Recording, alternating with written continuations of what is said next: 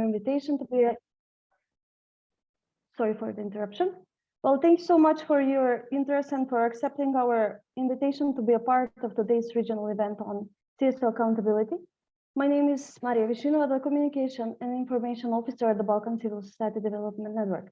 It is a pleasure for us as organizers and as a regional network working on different aspects regarding the civic space in the Balkans, including the civil society accountability, to see you in such a great and diverse number of participants across the Balkans, but also overseas. Well, before the official start, I would first like to precise some technical details that, of course, I'm certain that you're already aware of. This event is in English language, but translations are provided into Macedonian and Albanian language.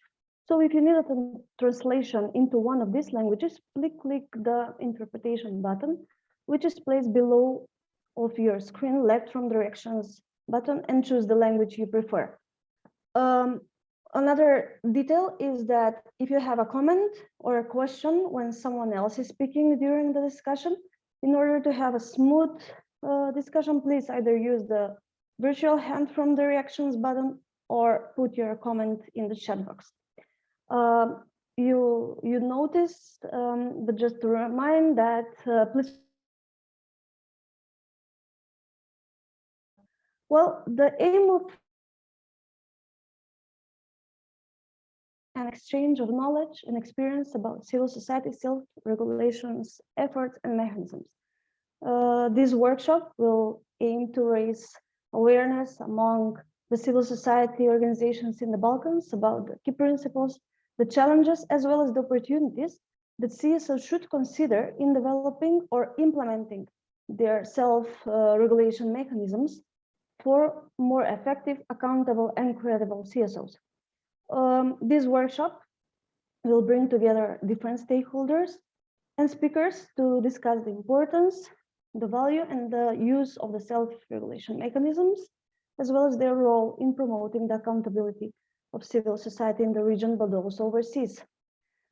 This activity is part of the third extension phase of the Global Standard Project, towards strengthen accountability practices in the Western Balkans. The event is, of course, organized in partnership with BCSD and members partners Slovenia for Change and Development and the Macedonian Center for International Cooperation, MCIC, as a part of MCIC EU-funded program Sustainable Civil Society State Funding of CSOs.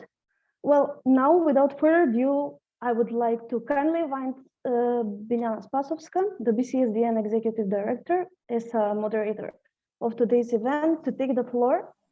Bila, please proceed. Thank you, Mariam. Good afternoon from me. Thank you so much for being here. I see so many familiar faces. I wish I would have seen in person. However, here we are.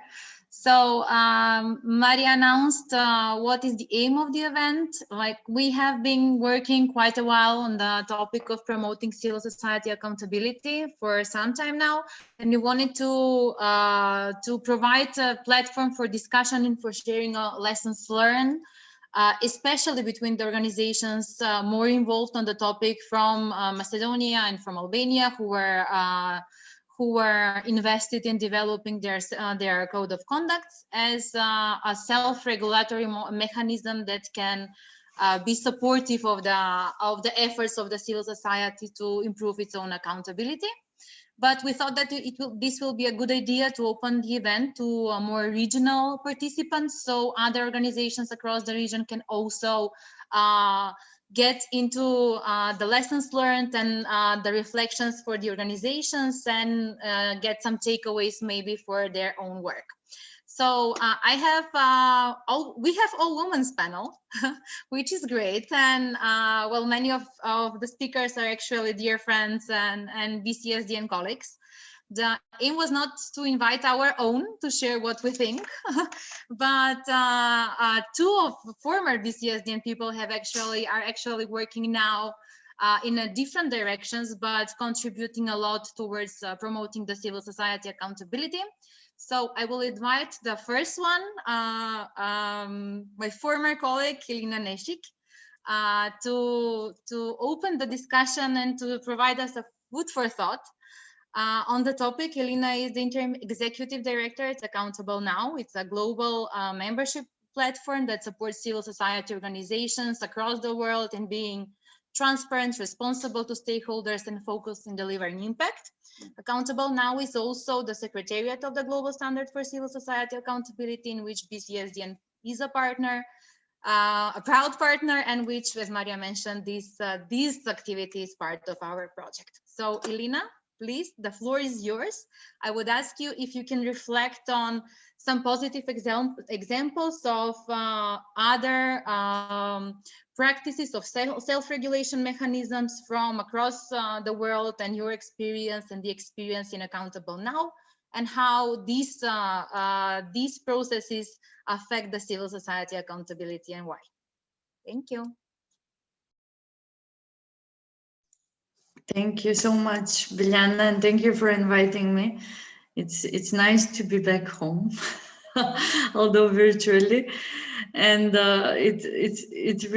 for me it's really exciting to be here and to talk about further developments in Macedonia and Albania with regards to development of code of conduct and accountability, as this is something that we have started a long time ago. So it's really great to see the advancement. And on another hand, it's really exciting to present the experiences from the Global Standard for CSO Accountability and from Accountable Now as some food for thought, as you said, Biljana, on how we can implement self-regulation, but also why is it important and how does it go into the broader conversation about civil society effectiveness and resilience. And I think this is the important aspect of discussing accountability that we often forget. I have prepared a PowerPoint, which Maria, I hope you will help me use. So if you can jump right away to the next slide, it would be great. And what the concept of accountability that we are implementing, just to start the conversation in Accountable Now and in the Global Standard for CSO Accountability, is what we call dynamic accountability. And I will go into it a little bit. I know that some of you might have heard about the Global Standard and this, but still just to give you a broader understanding of what we are talking about, and also an understanding of what we do. So Accountable Now is a membership platform of 26 international civil society organizations. And as Biljana said, the aim of the network is to support them being transparent, responsive to stakeholders, and focused on delivering impact. It has previously been called INGO Accountability Charter, and those organizations join forces together to exchange on their accountability practices and to commit to this joint self-regulation or reporting to demonstrate their accountability practices, and most of all to improve their accountability practices. But once the global standard was developed, the global standard went far beyond international civil society organizations and the big organization. It actually collects locally rooted knowledge of accountability, good practices from around the world, and BCSDN there participated quite a lot into feedback, commenting, and creating a standard that will be shared globally. It is an open source, flexible, adoptable, free of use standard, so every organization can learn from it, use its tools, and as I said, has been co-created. And today the Secretariat is hosted by Accountable Now. So maybe you can go to the next slide, Maria, just to give you an overview of the members of Accountable Now. So these are some of the founding members. So as you can see, these are the big international organizations that most of you have heard about, have worked with, and we have 26 members. So not all of these are on the logos. And then the next slide also presents the development of the global standard and the organizations that have have been developing and using the global standard. So as you can see, there is a difference. The global standard is much locally rooted. It's truly global. It has networks from around the world, from India, from Cambodia, from Australia, and so on. And it is really an aspirational standard that shows how we want to be accountable, rather than being prescriptive and saying this is what you need to do as an organization. And why we've decided to talk about accountability on a global level as a group of CSOs that came together, and also as an NGO, is that we have been facing as a civil society sector common challenges around the world. So we have been facing shrinking civic space here in the region as well, in the Balkans. We've often talked about the lack of trust for and from civil society organizations. There have been global movements that have appeared, and the space is no longer occupied only by traditional forms of association and organizations. We have been talking a lot about politicization of the civil society organization, of having new types of organization that don't actually share human rights values or values of shared value, democratic values. But we also have global challenges that we as a sector and overall as we need to address, such as climate change, power shift, and so on. But as also civil society organization, we also have in recent years been witnesses of lots of crises that have been affecting, especially international civil society organization, about misuse of power, about sexual exploitation, and this is especially present when we talk about the humanitarian sector, but it is actually a challenge about the values that appears overall in all systems. So we talk often about the safeguarding crisis in the sector. And added to this, we had last year the COVID crisis, which actually just reinforce the challenge and the need to talk about accountability and to be better. So I actually took, just to confirm this context, the OECD has recently started and is currently developing a new policy instrument, which actually looks into what donor countries should support when it comes to civil society as a partners in democratic development.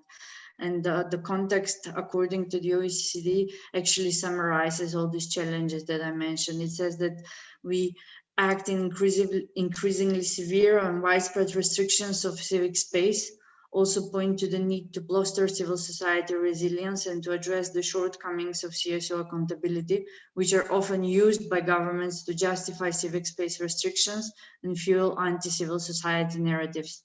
Further, the growing numbers of undemocratic civil society actors that seek to undermine civic freedoms and human rights present anti-democratic and populist narratives and propagate disinformation and hate speech, which further puts the civil society sector into a vulnerable position. And the new policy instrument, for example, is recognizing that there are shortcomings when it comes to CSO effectiveness and accountability. It recognizes that effective, accountable, and resilient CSOs are important counterweight to civic space restrictions.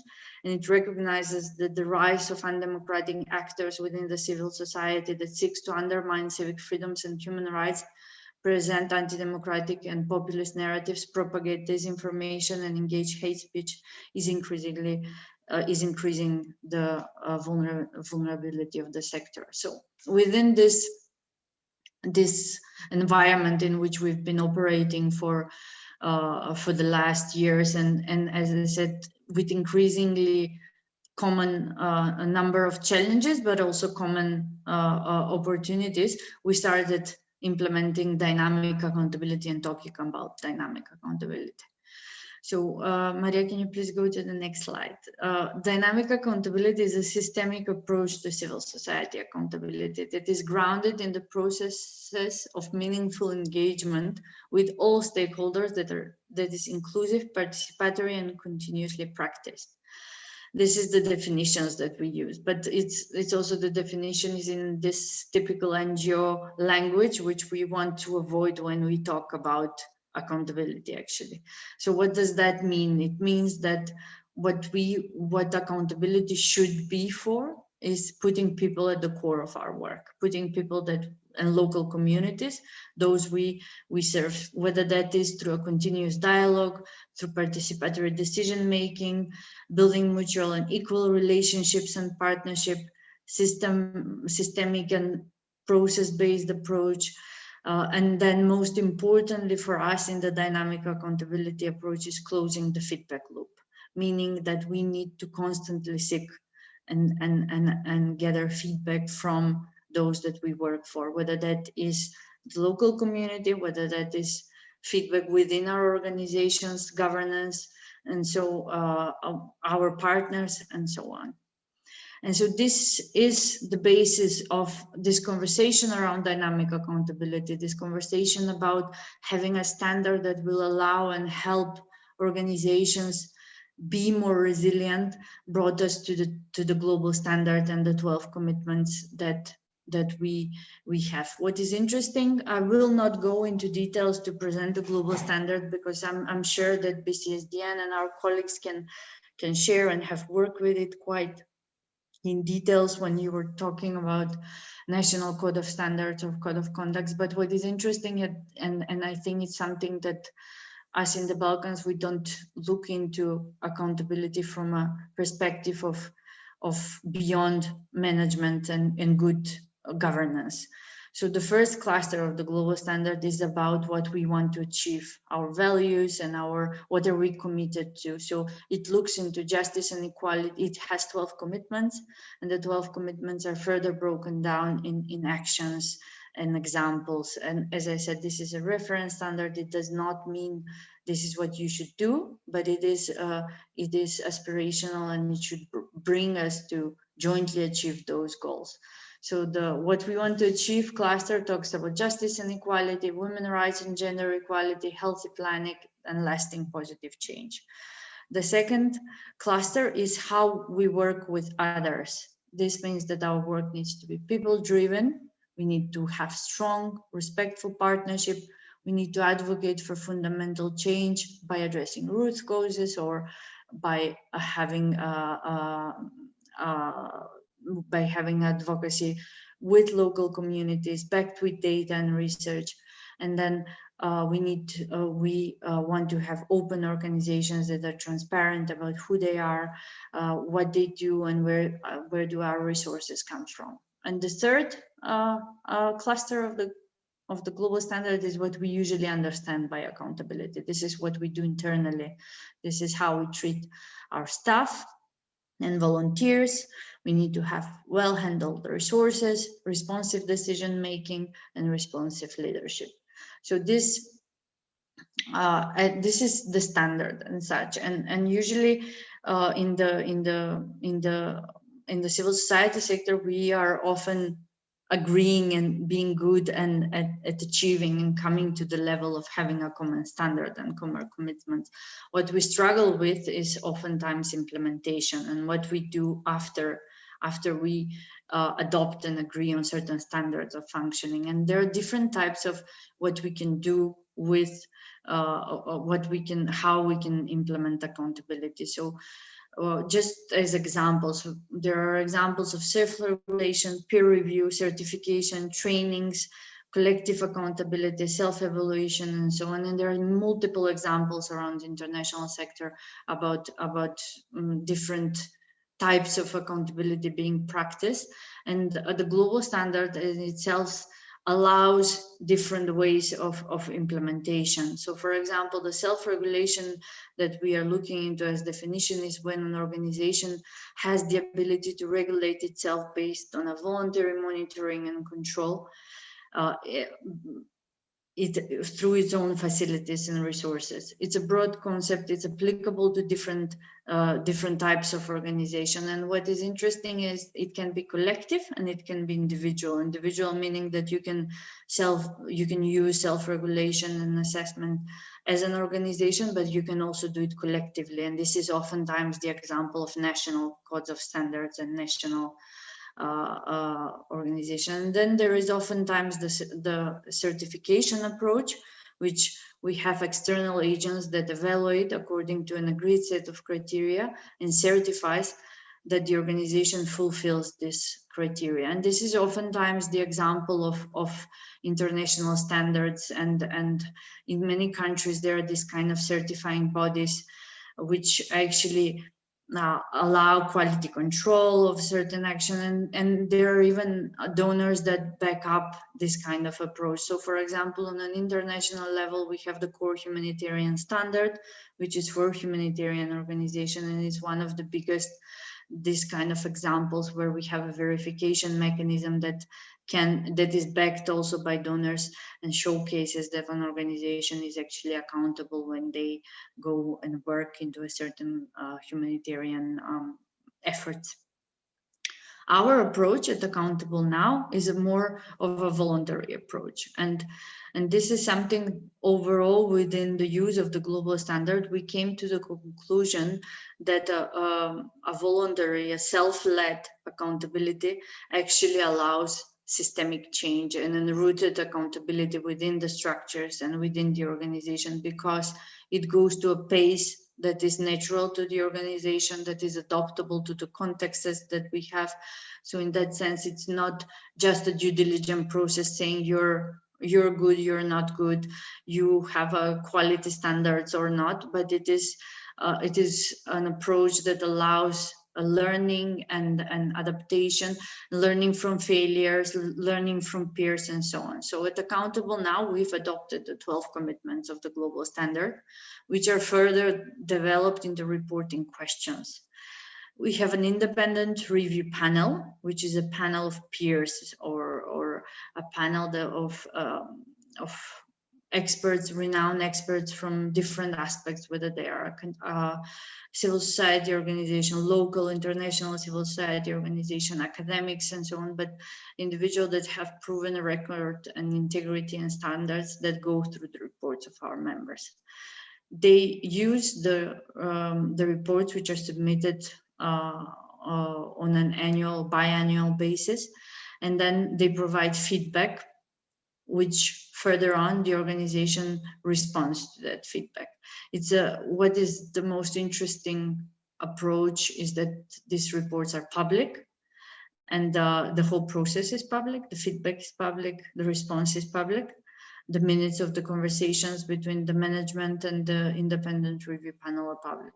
And if you look into those reports, you will see this is not an audit exercise. This is mostly an exercise that aims for improvement and learning. So we, for that purpose, we do create also a good practice library in which we try to extract out of each report approaches that are innovative, approaches that are demonstrating success, and things that we could further learn from and promote among us, meaning among the members, but also beyond. And just to show you how it looks like, so I took an example of Plan International, and this is all accessible on the Accountable Now website. You can see. So so once a year, the organization submits an accountability report, and then the next year they submit an interim report in which they address the challenges that were found in the previous year. So, for example, in the Plan International example, you can see the last report that they've submitted, which and then the examples that we have extracted as good examples, as things that are interesting for other organizations to learn. And further, you can see the feedback from the independent review panel, and then the response letter from Plan International. And this is not a set in stone approach. We try to accommodate, to be flexible, and to improve methodologically and every year. So, and as I said, the primary aspect of it is for the organization to truly improve. The second example that I wanted to show is the self-assessment approach that our partners from Latin America have developed within the global standard, and they are implementing this collective accountability and self-assessment. So within the global standard, as we have commitments, then we have actions, as you can see I hope you can see through this slide. And then this action is further broken down into indicators in terms of progress indicators and feedback indicators. And coming back to the feedback, this is for our understanding of accountability, and I think most of the recent approach of accountability would put feedback very high on what accountability means and how it should be practiced. So these indicators allow organization to self-assess, meaning that they should showcase the evidence that they have, how accountable they are. There is a sort of a scoring exercise which you can put, and then identifying the changes that needs to be done within the organization. And this, the scoring actually allows the organization to receive a final assessment of where did they stand on this accountability scale.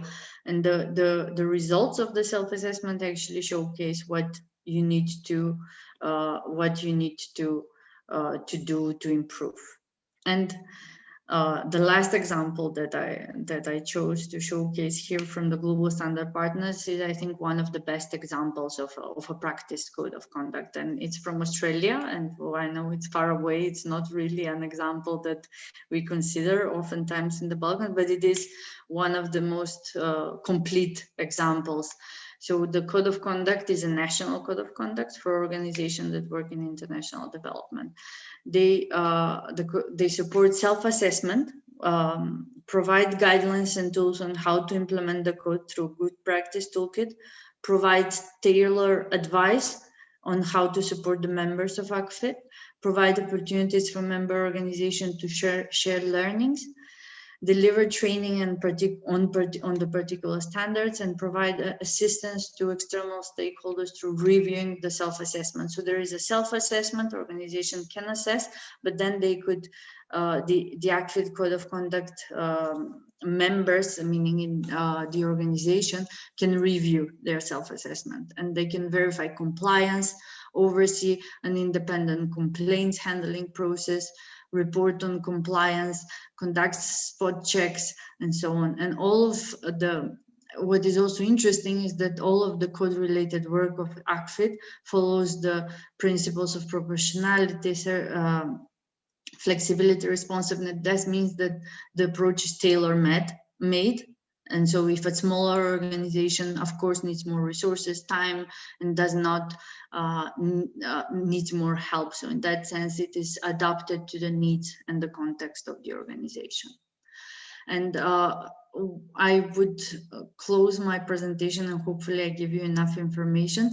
But just maybe, Maria, you can go back, just to come back to the OECD recent recommendations as also something to back up our claim that self-led regulation is the best way to resilience of civil society. So one of the last OECD recommendations is calling on and supporting CSOs to establish, operate, and participate in CSO-led self-regulation and accountability mechanisms. It also talks about robust internal systems to meet relevant human rights standards. And here we talk about how we can, as organization, tackle discrimination, exploitation, and so on. It talks about localization, something that is very important on the global conversations in terms of power shift. Where do the resources come from, and how do we make sure that people are at the core and local communities, and not international secretariats and big organizations and so on. So this was just to close my presentation and say that accountability is much more than a tick box exercise, and it makes sense to further work on it as a way for us to be more effective and achieve our goals.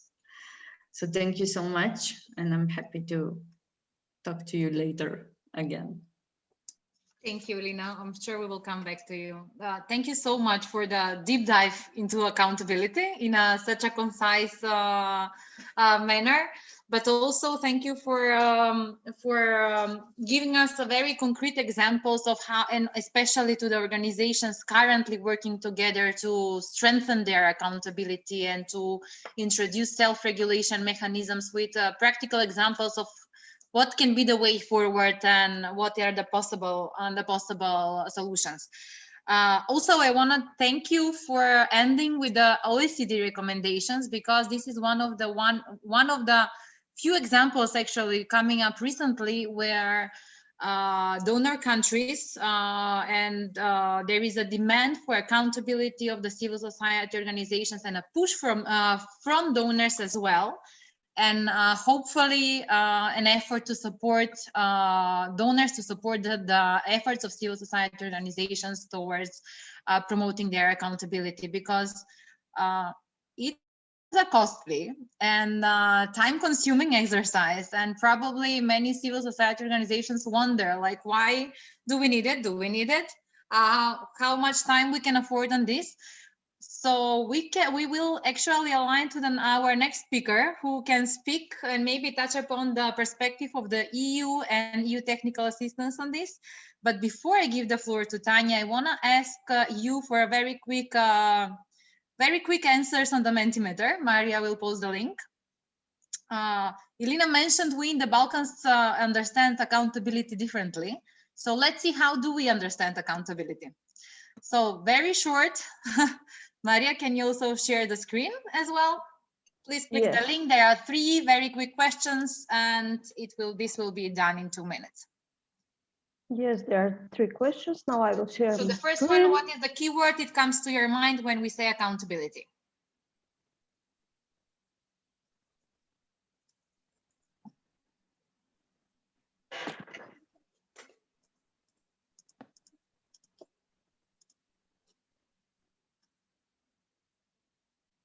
What do we get? So feedback and transparency so far on. Okay. Interesting, the right to demand. So it seems that transparency is the most apparent one. Yes, definitely it is to be transparent, but let's see whether we can go on the next question and see how do we feel about self-regulation mechanisms? Do we see them as something related and aim to improve our accountability? Why do we need self-regulation mechanisms, if we do? What is, again, the first thing that comes to your mind when we say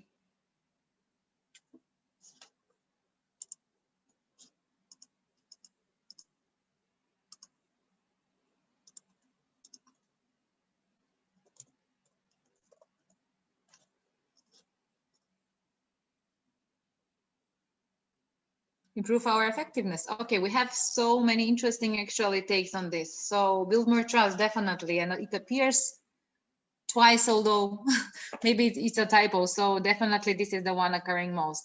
But we see a very different understanding of why do we need, and obviously there is a common sense that we do need the self-regulation mechanism. And let's go do the third question. Walking the talk. So if we do have like a national code of conduct, for example, as they do in Albania, the most important parts of self-regulation mechanisms, and currently developing one in Macedonia. So what are the most important parts?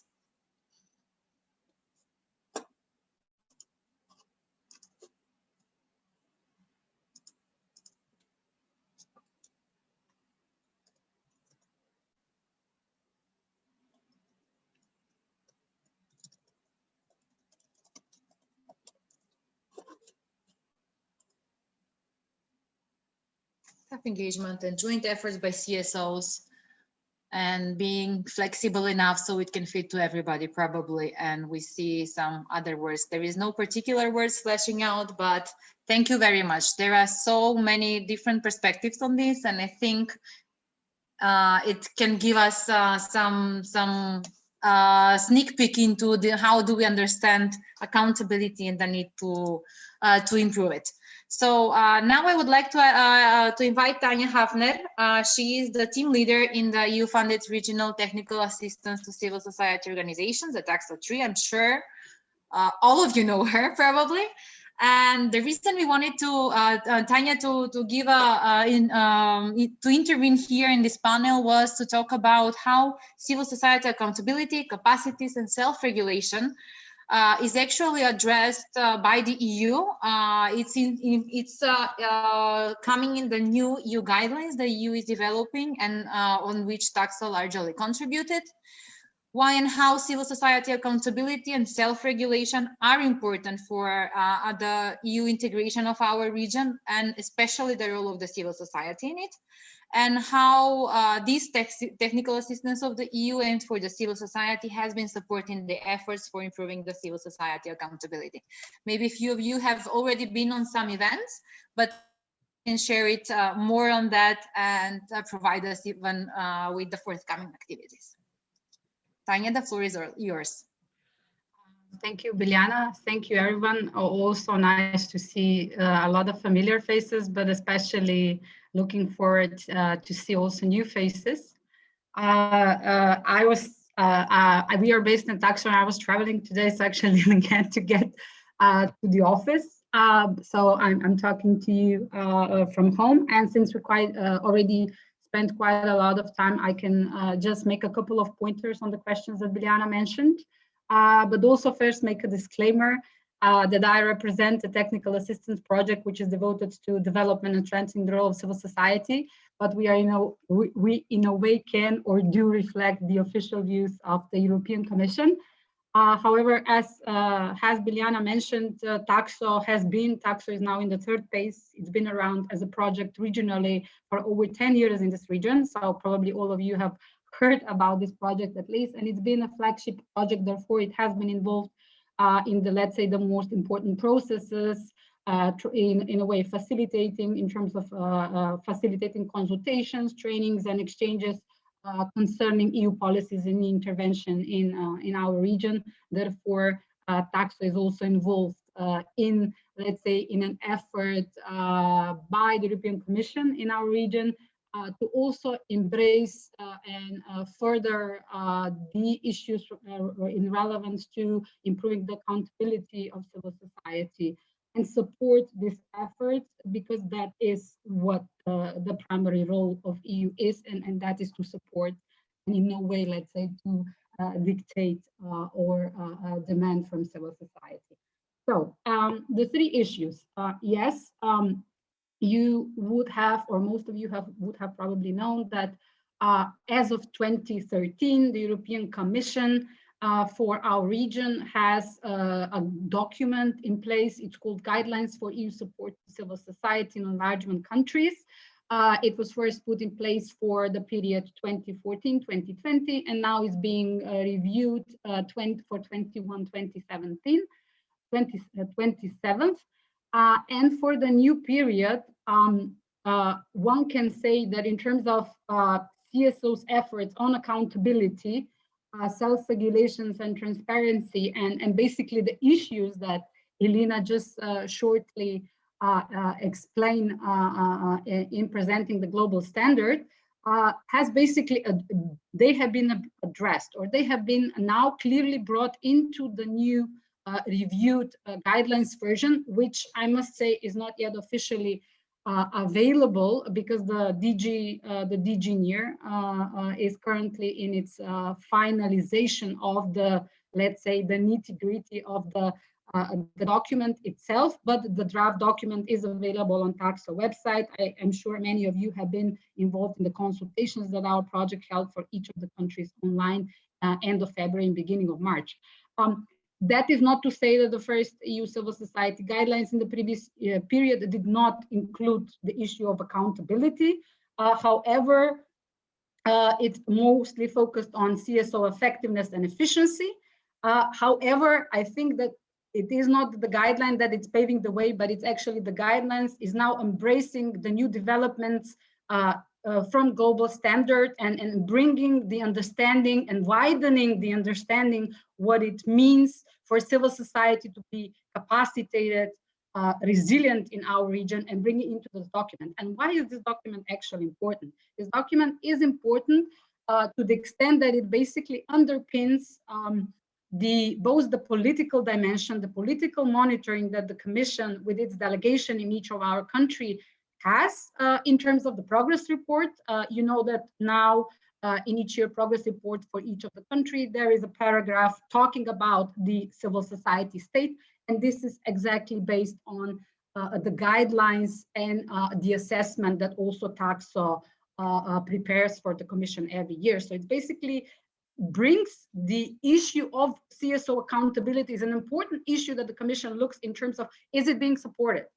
What is going on? What are the challenges of civil society in a political way you would like, or in a policy way, maybe that's a better word. And on the other hand, maybe more important, something that Biljana mentioned is in terms of programming, the monies, the support, primarily the civil society facility, which you probably know as the main program of the European Commission in financing support to civil society in the enlargement region. So enhancing this concept into the guidelines, basically including and reflecting the development at the global level, means that now the understanding of the civil society, global standard has been brought also into the European Commission document. So the Commission has, let's say, embraced it. So that's basically the first thing, that now clearly and directly there is the definition on accountability.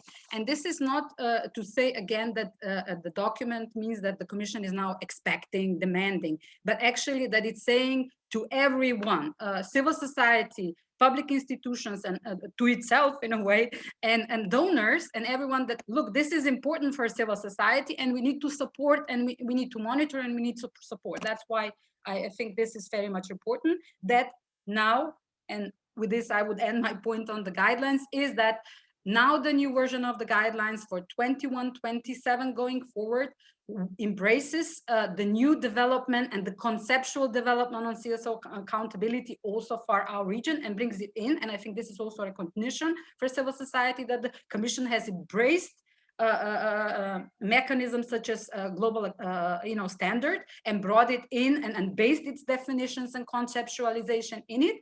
But it also basically speaks to the needs of the civil society. The civil society is in a way recognizing that there is a need to talk about, to work and support, and there is much to be done on accountability. So that's the first thing. The second question is about what TAXO does. As I mentioned, and you probably know, TAXO is basically a regional flagship project which focuses primarily on capacity development trainings, exchanges, although in the last year and something we've been focusing on doing this online. And also to some extent, basic research or needs assessment of the situation. So recently we published a basic research with focus on regional networks capacity. And one of the important dimensions in that, and I think this might be a good pointers to actually see where civil society in a way is in terms of accountability in our region, is that when looking at regional networks, which are usually, let's say, the best networked, more developed organizations, we're not talking about local grassroots organizations, we're talking about regional networks. So cross-border Western Balkans and Turkey enlargement. When a basic questions was asked, does your network have a report, or do you publish? Only 59% would say we do a report as a network, but only 1/3 would say we publish. And again, I mean, just having a report and publishing it is not accountability. That might be transparency, but just as a very basic fact. So there's something that's been done, and when organizations or networks were asked about accountability, they were quite, let's say, assured that they are accountable. But when one looks at, let's say, do you have a code?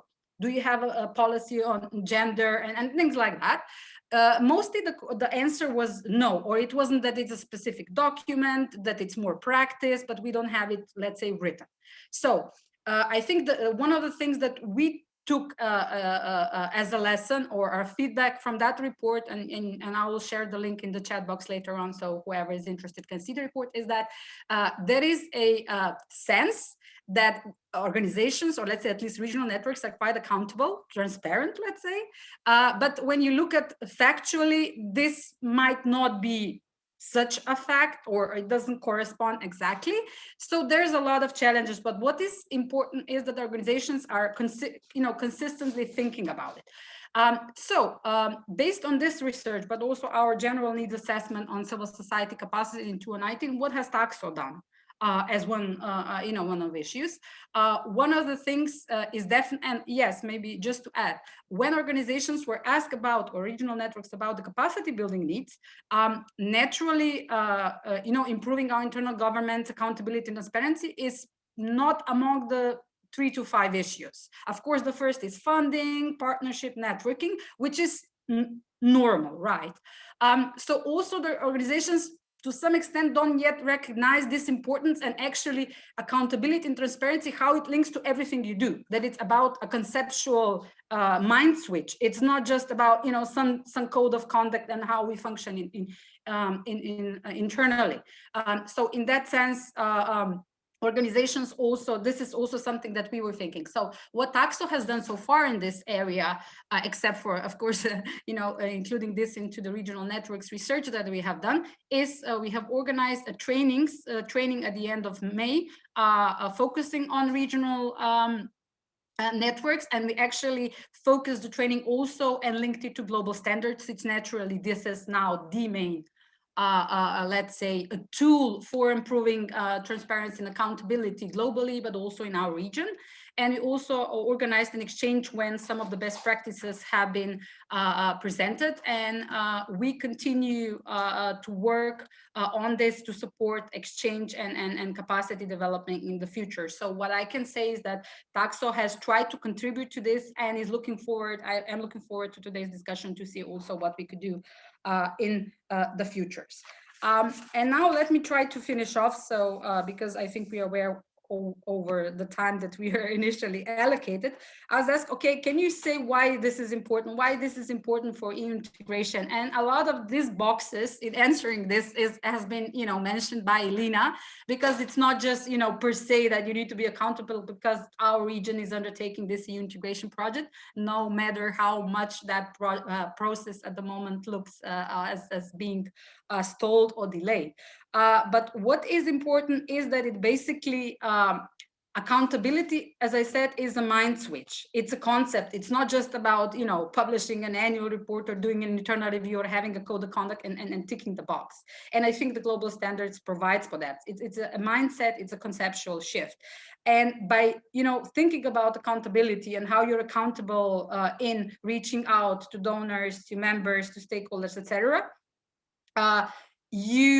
basically this improves cooperation within the sector with other stakeholders, which is some of the issue we have been facing, I think, in civil society in our region, and inadvertently entices trust, legitimacy by the civil society, because look, now there is this organization, they're talking about the challenges, they're open, they're publishing, they had this review, wow, what is this? So this might be maybe something new, but I think, and it might be in some cases something that civil society and other stakeholders in our region are not so much used to still, but it is important because it entices trust and legitimacy. And by that, by itself, both enticing trust and legitimacy within the sector, it does so with the rest of the society and the public institutions and donors, etc.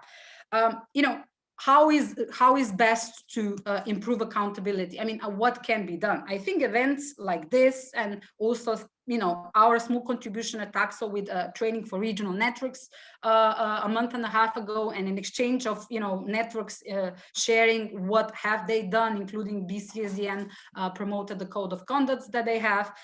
I mean, this is one thing to talk about it, but not just to talk about and share the good stuff, but also not to shy away to present challenges. And I hope to hear from the experience in the panel what are the challenges, and being open about it and recognizing and addressing them, because I think this is enticing then a totally different culture of sharing and just saying, look, I face this. It's, you know, it's a challenge, but like, you know, maybe we can talk about it, maybe, you know, I think what is important is by talking, by diving into this, is to raise awareness. I think there's still a lot of awareness to be done, and I think events like yours today are important in this, and of course capacity development, both in promoting the global standards, providing apps, trainings, and tools that stem from the global standards, but also other efforts.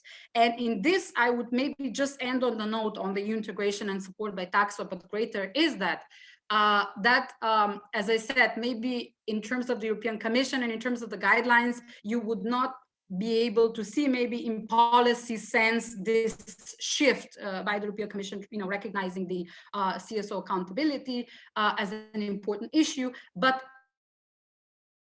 what I think you would recognize, and you will continue to recognize, is in the future with the new civil society facility under IPA 3, which should start as of next year, is that there will be continued support through grants and proposals to support projects in that direction. And I think actually your event today is also partially a part of such a project, or your network has been involved in such an effort that has been partially or fully funded by the EU here locally. So I think this is, and this is also what I would end. I think this is maybe an interesting discussion for later on, is but what should actually be the role of donors? I would say, from the perspective of a project that is focused on, you know, supporting civil society, is that civil society should be at the forefront, both locally in the region, globally, driving the agenda on accountability. And what it should expect from donors is only to be open for this agenda, to recognize that it's a challenge, and to be prepared to support it. Financially, in terms of understanding that this is a development concept, so it needs time. Rather than expecting from donors, European Commission, whoever, to, you know, be the one to judge or to monitor it, etc. So thanks. Thank you, Taña. I think you provided us with great food for thought on one hand, but also posed a very important questions for, well, for the upcoming speakers, but also to everybody. So before we go into the specific lessons learned and challenges on the local level by the Macedonian and Albanian organizations and the efforts to self-regulate, let's give it the floor to anybody. If anyone has some comments or questions that wants to address at this moment, or we can do it later. After the three speakers who will share the concrete examples, we will have a short interactive session, and we will also have an opportunity, everyone will have an opportunity to provide their opinion there as well. So feel free to like raise your hand, post a question in the chat, or we can leave that for a later stage as well.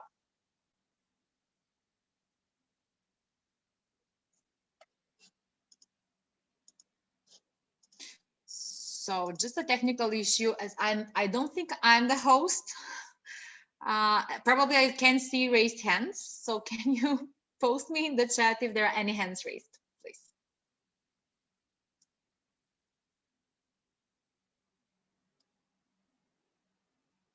Okay, so, oh, sorry, yes. I think there's no question. No questions. Okay, then we can move on to the next part. So the next part, we have practical examples. As we mentioned, it is more devoted to sharing the stories from Albania and North Macedonia on the process and the mechanisms for development and the self-regulation mechanisms, and where are they now. So first, I want to give the floor to Ms. Ariola Goli from the National Research Center, from our member partners Albania for Change and Development, to share their experience with drafting of the code and where they are now, and definitely touch upon some of the challenges and the lessons learned. Ariola, please, the floor is yours. Hello to everybody. Is it okay with the mic? Yeah, okay, great.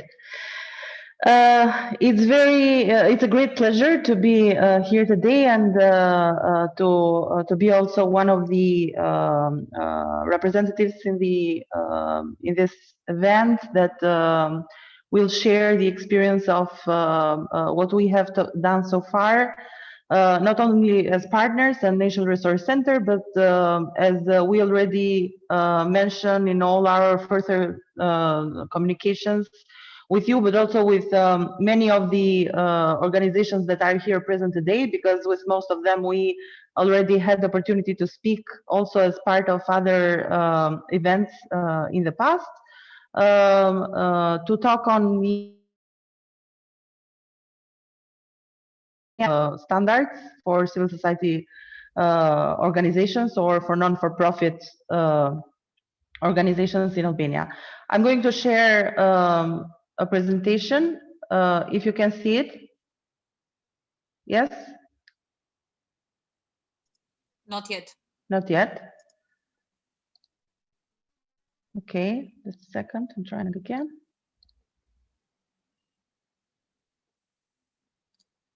Maybe it's on the way. It says that it started screen sharing, but the presentation doesn't appear.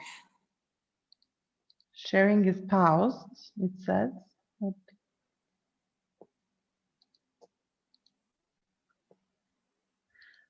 One last time.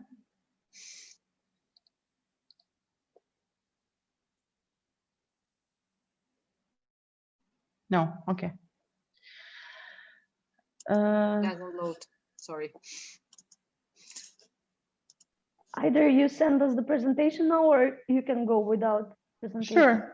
Sure, I can go without. I just wanted to show you some, maybe it was more interesting to have some, but I can send you in a second, so. Yes. Okay.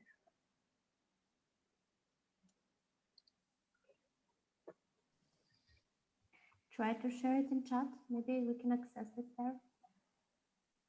Oh yeah, sure.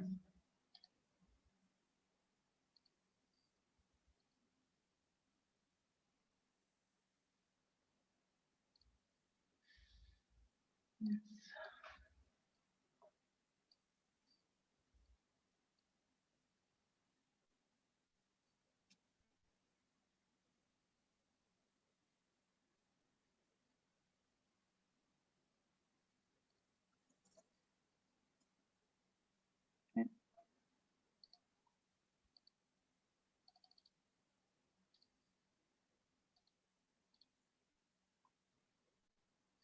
Okay, I'm starting in time. Well, the code of standards for NPOs in Albania. We usually in the daily language call CSO, so civil society organizations.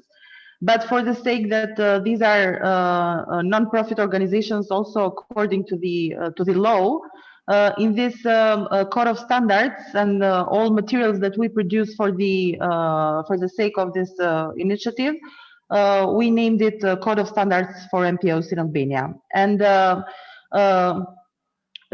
code is a set of principles and commitments on how organizations conduct their work and activity, and it aims to establish a common agreed standard on the activity of the sector beyond legal obligations, and to guide the civil society organizations towards improving the effectiveness of their work and to increase the trust of stakeholders in them. This has been, of course, the main aim of the initiative at first has been to provide a self-regulation mechanism for the sector to improve its effectiveness. But on the other hand, considering that still civil society organizations have very low access in media and the information in public at large and among stakeholders on their activity is still not at the level that we want it that we want to be. As a result, also the trust in civil society sector remains not remains low, so it's not very very high levels according to all the studies. The initiative of the Code of Standards is in fact an old initiative of the partner Slovenia, initiated since 2006. I'm sorry. At that time, we went again through a very participatory process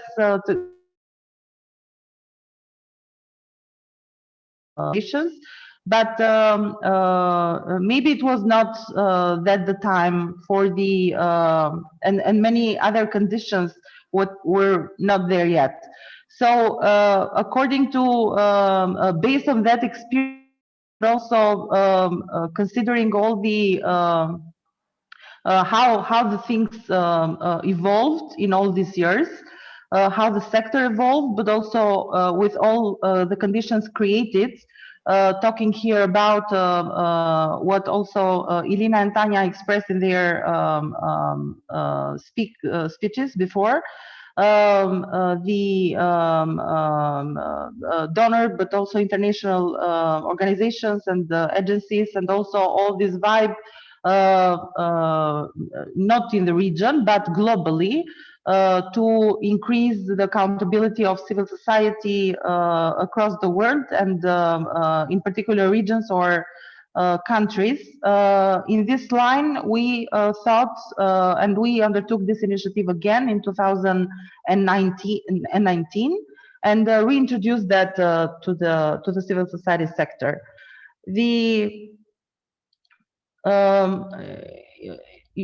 You can go with the next slides. I'm in the third one, so sorry, it's okay.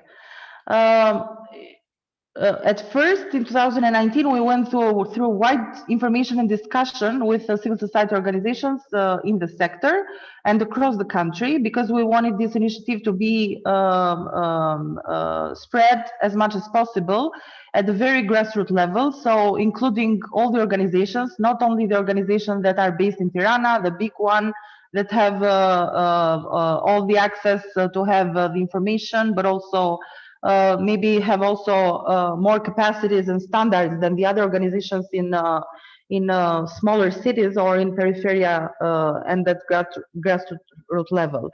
And in parallel time, we did lots of events. We organized ourselves, but also participated as participants in some other events organized in the region, but also at the global level. Events tackling accountability issues, and also practices and models that guarantee the improvement of accountability of civil society organizations.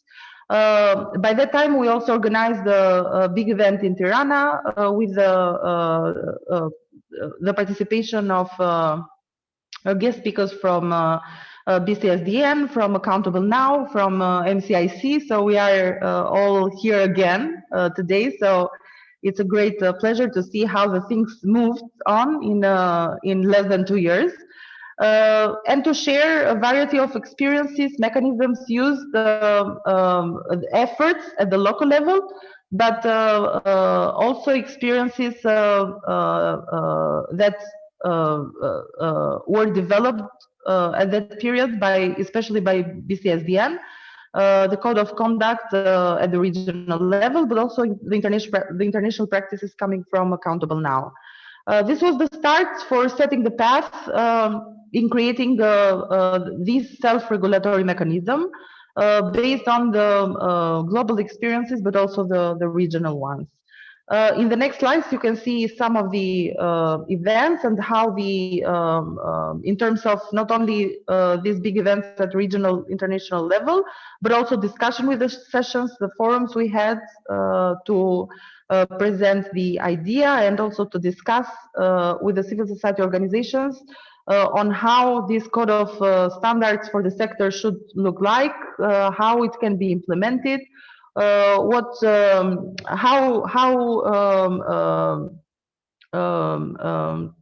what should have been the best choice to assure that the organization will be interested to be part of, and the structure, of course, of implementation, and the structure of the code monitoring. Furthermore, if we can move to the next slide. Okay, the code that we drafted aims to enable high standards of practice of the code members, governing and executive bodies, to enable implementation of self-regulatory policies and practices, and increase transparent and accountable practices within the NPO sector in the country. It also aims to strengthen the governance of CSOs, effective management of financial human resources, because some of the engagements that are the civil society organizations should meet are very much linked with the effective and efficient management of financial and human resources, but also to increase accountability to beneficiaries, supporters, and other stakeholders, and fulfill the mission of the organization. Some of the engagements you will see after are linked also with the way how the organization create the partnerships, how it advocates, and also how it's linked with the grassroots, but also with the local communities, and how it represents the interest of the group of interest, but also of the members of its members. Considered as a sector contribution to the sector, the code is a practice established, as I already told, based on international and regional experiences of BCSDN and the global standard for CSO's accountability. But based on these documents, we adapted that at the local context to have this code of standards. We adapted to the dynamics of development of the non-for-profit sector in Albania. And this has been done by a group of 16 organizations that we invited on board. We made an open call to all organizations and experts that would be interested to be on this group and to work more closely for the development of this initiative. And we come out with a group of 16 organizations. This is the code, how it looks like, is in Albanian. We still don't have the English version, so we cannot share it here, but we can share the Albanian version. The code is organized around 4 principles and 7 commitments. The 4 principles are related to respect of the universal of human rights and promotion of gender equality, to the promotion and fight for justice and equality, to the active participation of citizens and local communities, and also to the protection of the environment and the sustainable development of environment. Further on, the 7 commitments of the code are that all the organizations should comply with, are to be an open and transparent organization. This is very important, and it's really the start of. Taњa mentioned before the issue of how much transparent we are as organizations, as networks, in what Taњa took as an example, but I can say as civil society organizations, we did assessments, and the same thing happened also with the need assessment of civil society organizations. When you ask them if they prepare reports and if they publish the reports, only half of them prepare the reports, and less than around like 50% of these 50% that prepare the reports publish them. And this is really the start of being transparent. So to be an open and transparent organization, a partnership-driven organization, to have a good governance within the organization in all terms, including here the executive, the board, and everything how you manage the organization.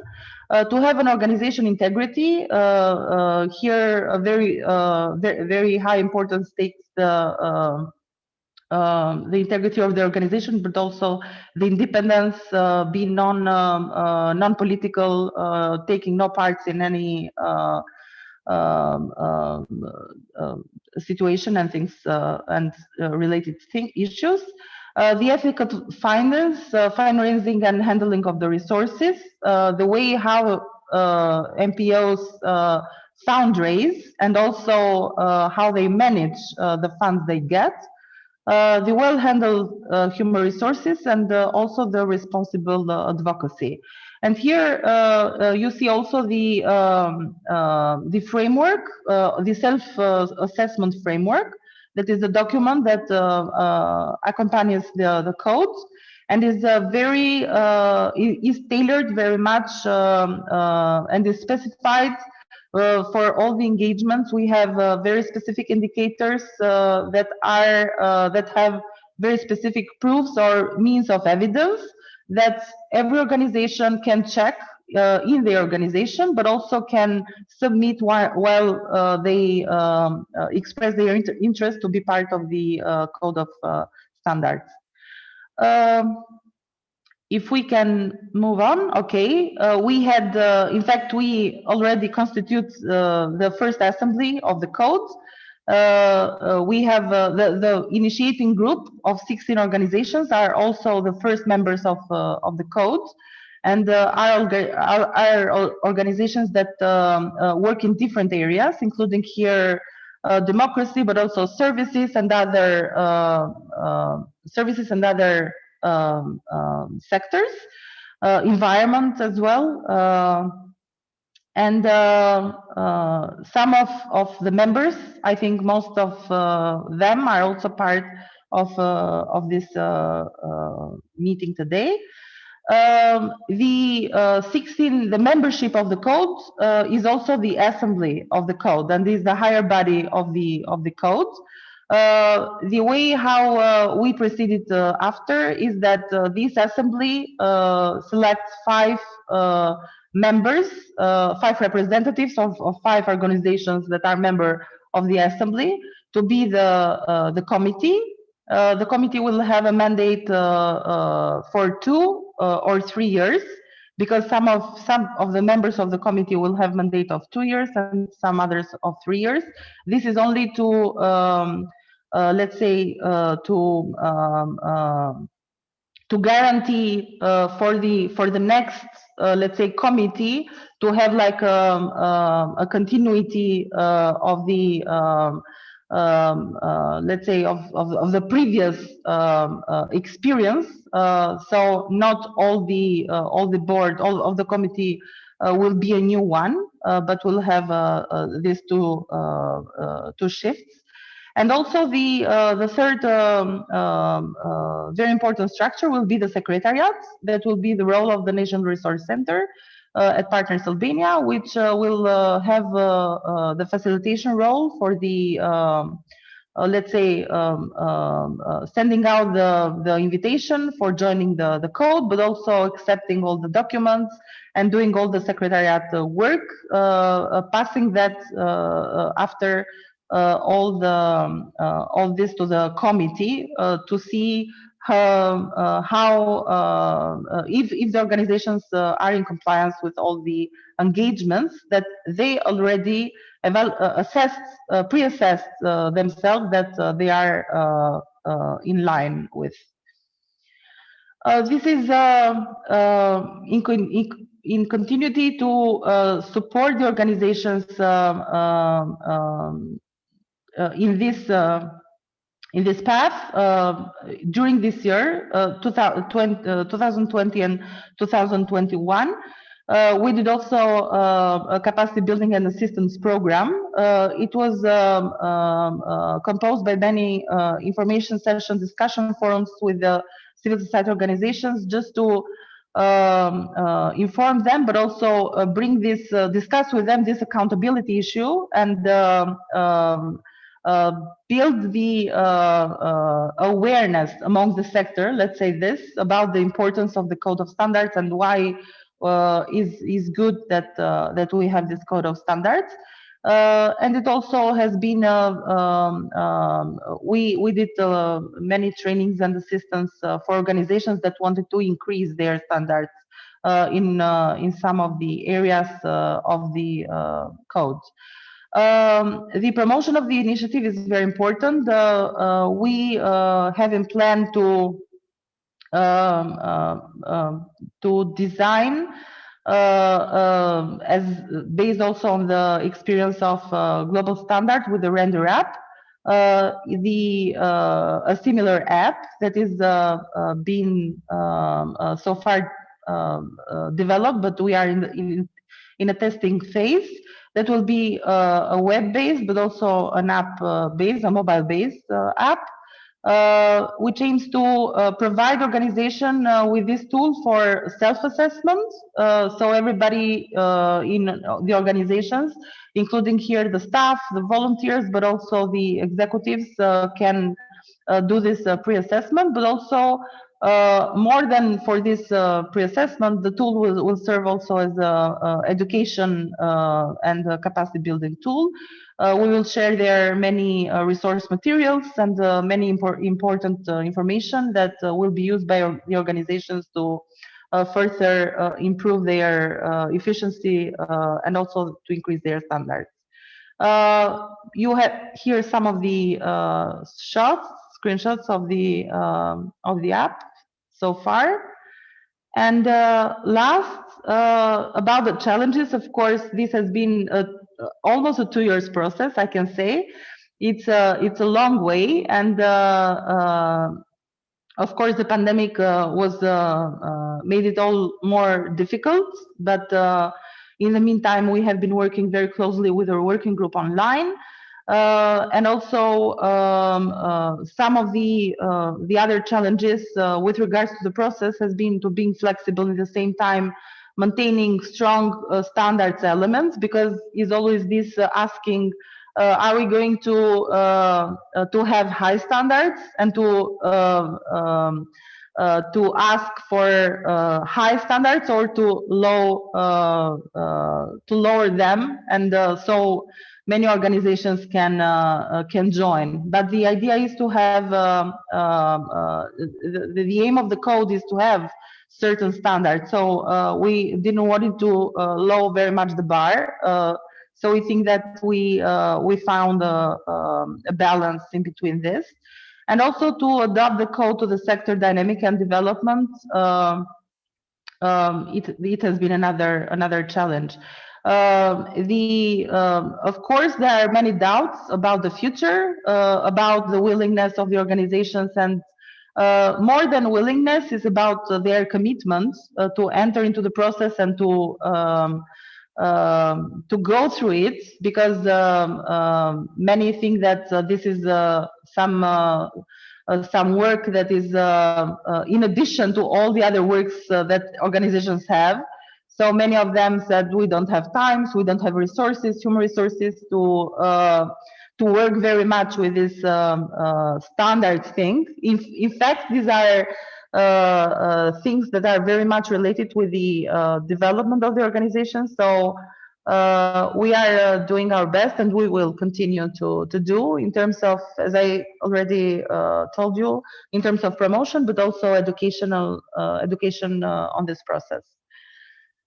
I think this is it. And in the last slide is just few things about the next steps. We already did the launching of the code and of the first assembly and the members, and also we will have also our brand, let's say a logo that will distinguish all the code members. And we are in communication with some journalists, a group of journalists and media, to also create the path for further debate on the code, but also on civil society sector in general.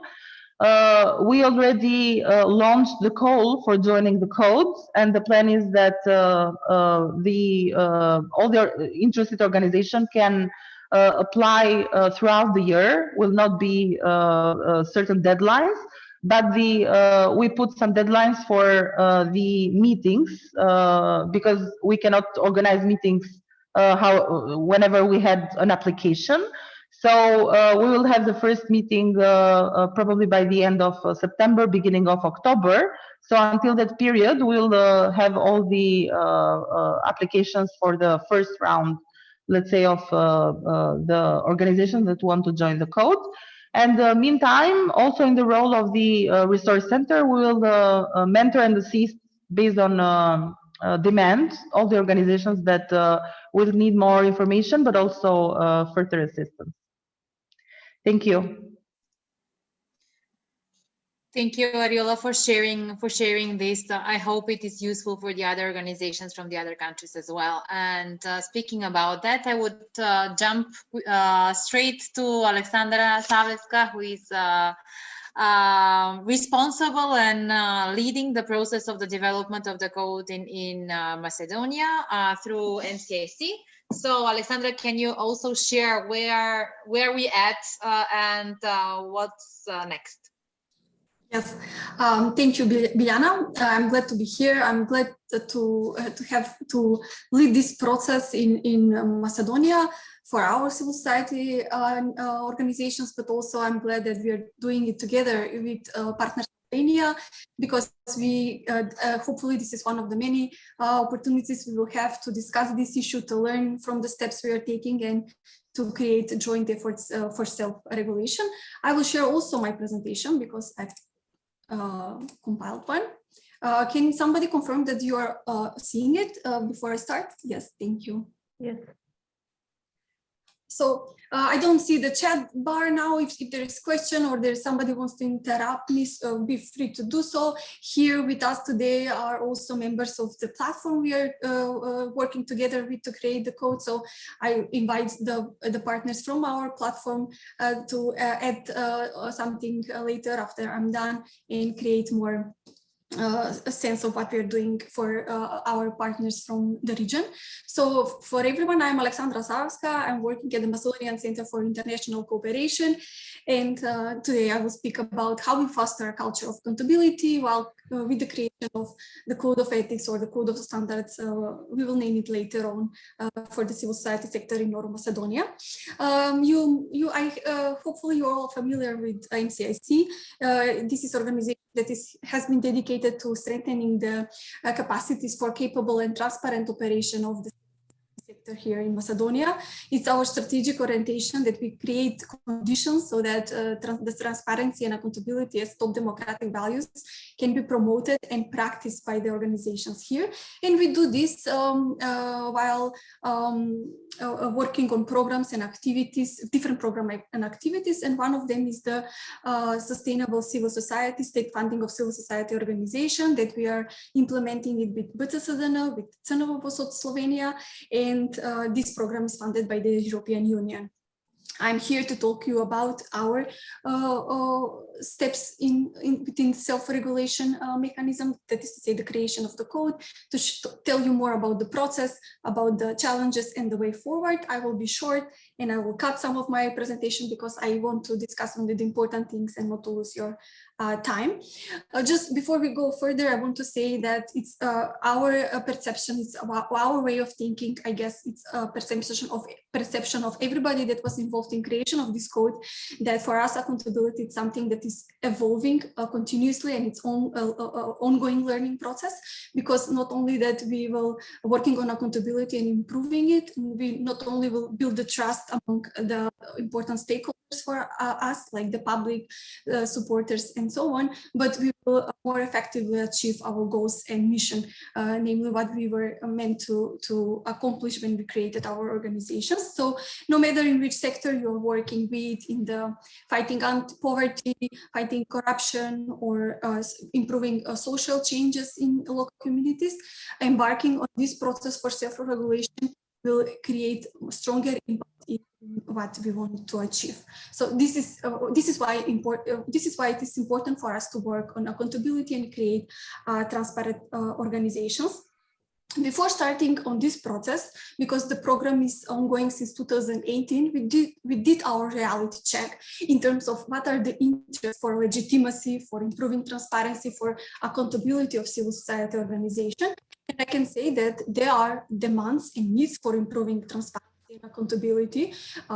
They exist. We saw that in the keynote speeches. We saw this in the previous presentation. And in Macedonia, I can share a few examples. For example, we did research last year, a report about the governing practices of civil society organization. And here we saw that there is a gap of how is transparency practiced, for example, in the civil society sector. Namely, even though majority of civil society organizations that reported to answer the survey, they reported they create organizational reports, financial reports, narrative reports. They only one third of them, they don't care to publish it to the public, which means that we don't talk about accountability towards beneficiary, towards the public. We maybe in the civil society are mainly focused on accountability towards the donors and maybe our own governing structure, but not a broader accountability. And if we look for numbers about sharing information about employees, sharing information about members of different governing body and different important information for the organization, though the numbers are even lower. So the need exists, and we are all aware of it. On the other hand, demands luckily also exist. We have seen the latest reports of how the donor community is pushing towards more accountability, but also we are happy to see that within this program, and I can say only for this program, but I am aware of many other different programs that have instituted similar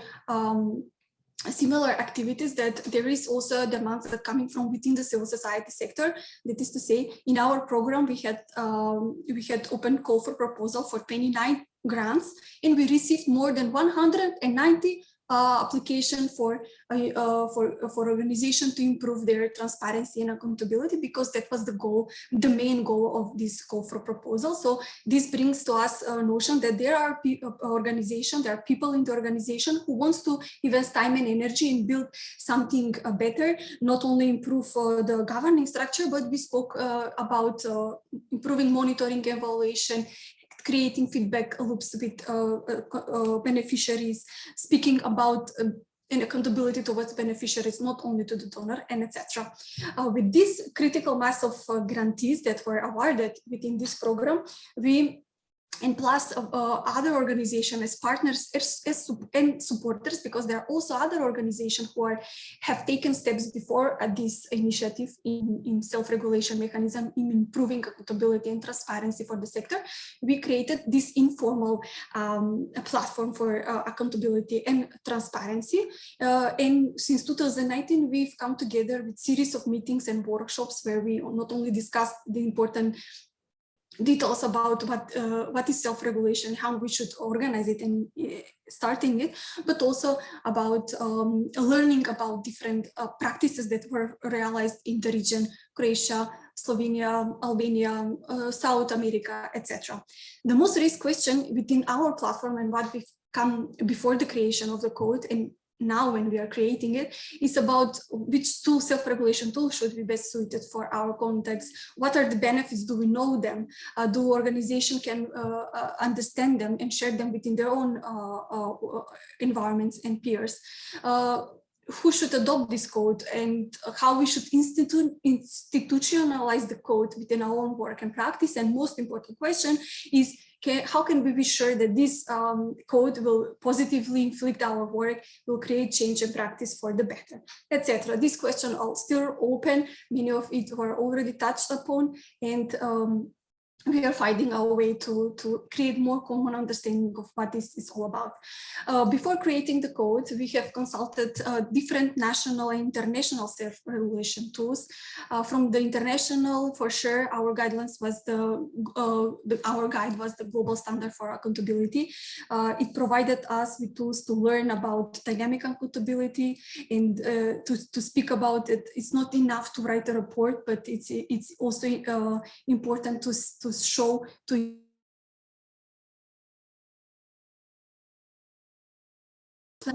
but also we have looked at the INGO accountability charter. We have looked at the regional quality assurance models for civil society organization like OCA 2015 in Croatia, like the quality assurance model in Slovenia. Have looked at 3 European quality frameworks for social service with the help of our collaborators that Maria later will talk about. And then we also aligned with national self-regulation initiatives that were previously compiled, like the trust mark implemented by Connect and the quality assurance model implemented by the policy, the Institute for Policy, well aligned with the global standard for civil society organization. With these tools, we kind of strike the balance between how our initiative, what our code should look like, the structure, the content, etc. And we have come up with, for now we're calling it Code for Civil Society Organization. Later, in the later stage, we will precisely define the title, the moving title, let's say, and what is it about. And the structure is, we have 7 fundamental values, we have 8 commitments, we have 45 standards or more detailed principles of work in order for organization how to fulfill it, to abide by this commitment, let's say. And it's in plan to develop detailed guidelines how to implement this standard for each for different level of organizational capacities. Our aim is very simple, and let me point it out again here, is to strengthen the system of self-regulation in the country and contribute to greater accountability, effectiveness, and trust. We finished the first phase somewhere in April, the first draft of the code. Now the draft is on second reading. We are receiving still the feedbacks, and since we started with only like around 33 organizations, 29 grantees, and plus supporters and partners who worked in this within the self-regulation mechanism before. Now we are opening up to more broader, the broader civil society. We had workshop 2 weeks ago with grantees from Civica Mobilitas platform, because it's an active platform for development of, this is Civica Mobilitas, it's active platform for development of civil society organization in Macedonia. It's implemented by MCAC, so the communication is very easy in order to transfer this, what we have achieved, to the broader civil society context. And hopefully later on, when also we see the comments of this platform, the organization that are participating there, we will maybe open joint call for adoption. So I will just share shortly with you the fundamental values. This is so familiar for us. It's what we work, it's what we abide by day. It's about, but still needs to be more stressed and shared among each other and other stakeholders and beneficiaries. Is about human rights and justice and equality, transparency and accountability, participation and inclusion. It's about non-profit, it's about environment and sustainability and solidarity. And those are our overarching values. And we have created 8 commitments. At the beginning, in this phase, we started maybe with areas of operation, but then we later on, with the comments and suggestion of partners and so on, we've come out that we need to put some aspirational commitments that will be more, that will speak more to what's not only what's internally we are doing, but more about what is our approach and what we want to achieve in doing the activity. So, for example, if we speak about conducting responsible advocacy, we want to see organizations that will be committed that their advocacy is based on research, is based on direct talks with the people that they advocate for, and that they act with integrity in this activity, and especially they publicly claim the the interest, the name of the interest when they do advocacy and so on. So create less opportunities for misunderstanding, for miscommunication, and so on, and clearly stating to the public what we do and how we're doing it. Advocacy maybe is one of our major method of work. I will not read the other commitments because they were already seen in the other presentation. So now I will speak about our challenges, but the way forward, because there are some of both now to be discussed more, and this is where we hopefully we need more more collaboration to discuss it. The main challenges within these initiatives lies in the implementation and the institutionalization of the code by the civil society organization. There are many bottlenecks here, and the most important are, of course, the reporting system, who will monitor the implementation, how we should not let this piece of content not just be placard on our offices, but to be power for change and power for improvements. So those are the main challenges now. There are organizations who some push for more for instituting compliance mechanism, instituting reporting mechanism, and there are some who want to take step by step and just try to see how things can evolve slowly. Also, we are very aware of the lack of resources we have, human and financial, to devote to implementation of the code. But we know that the sector is project-based. We know that it's very hard to find people who will be specifically allocated to finish this task and moving it forward. But however, from the insights from the platform we are getting together, I think there's will from the organization and capacity to do more on the implementation of such code with very little resources and take it slowly. So we are I think as the things move forward, we are kind of dealing with this issue and creating more security in that this can be successful joint effort. Let me just say a few words about the way forward for us. I think all partners, all organization part of the non-formal network for transparency and accountability are all aware that this is there is no one size fits all, in a sense that this self-regulatory mechanism cannot fit all the diversity of the civil society sector, which is well known, and that is not our aim. This means that we should find a way how to make this tool complementary with other initiatives, to connect it what is happening locally, nationally with other initiatives, and then maybe stream it with other international self-regulatory tools. It is our way, the way for us to move forward is also to be aware that we need to have a gradual implementation. From the insights that we have so far and the feedback brought to us is that we need to show that we are flexible, and we need to show that we can create enough appealing, the process should stay enough appealing, so more organization, smaller and organizations that are still resident to take on this process, to have a part and take the benefits, see the benefits for what this tool can provide for the individual organization, but for the civil society at large. And the last one is that we are aware that this will, after the adoption and let's say finalization in, let's say, one phase, this code, this tool will have to go through revisions and continuous improvement, because nothing is set like in stone. Things are changing, political contexts are changing. The self-regulation mechanism for civil society is not only depending on what organizations can do, but also is many other different factors can influence it, like the enable environment for development and so on.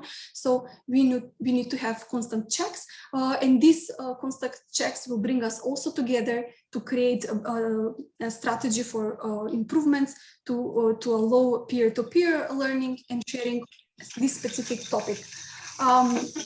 This is all for me now. I would like only to finish with the note of the upcoming new EU guidelines for developing the civil society sector in the enlargement countries. We see that they are one of the goals there.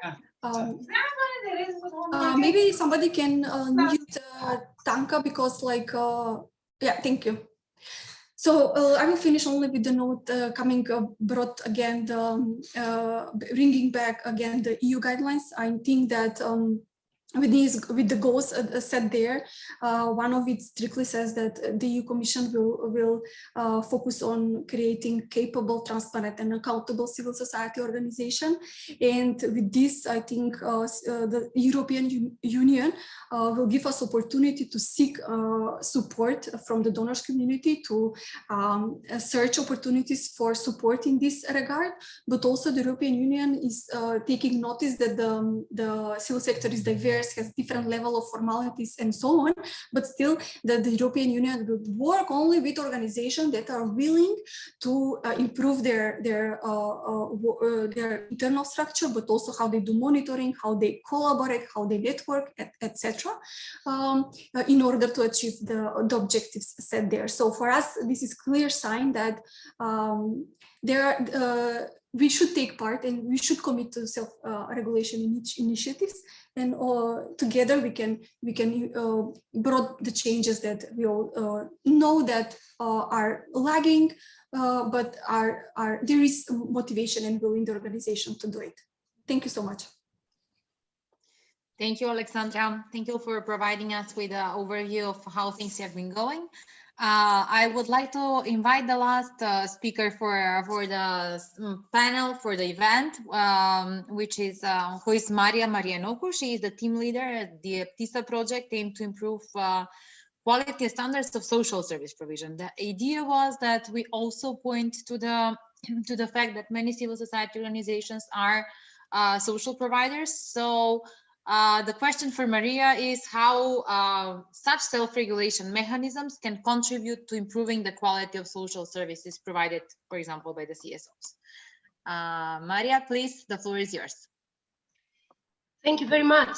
Thank you, Biljana. Thank you, Alexandra. Thank you, everybody. It is a challenge for me to follow such comprehensive and thought-provoking presentations, and to do it in a short of time, because I want to leave as much as possible for the discussion.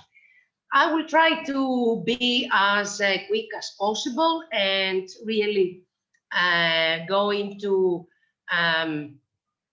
my presentation. I hope that all will find it. Just give me a minute. So yes, here we are. Okay. Okay. In terms of my focus and the kind of things that I would like to share with you, it's really coming from a different but complementary perspective. Sorry, I need to take it a little bit back. Let's hope that it goes.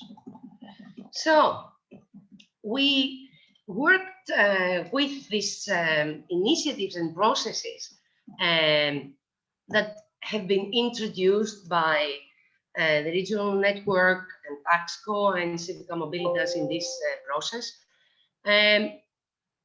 bringing a different dimension. So obviously, I will try to explain that and to give a kind of insights from the kind of work that we are doing. Sometimes in the core and the center of the process of accountability, transparency, and self-regulation, sometimes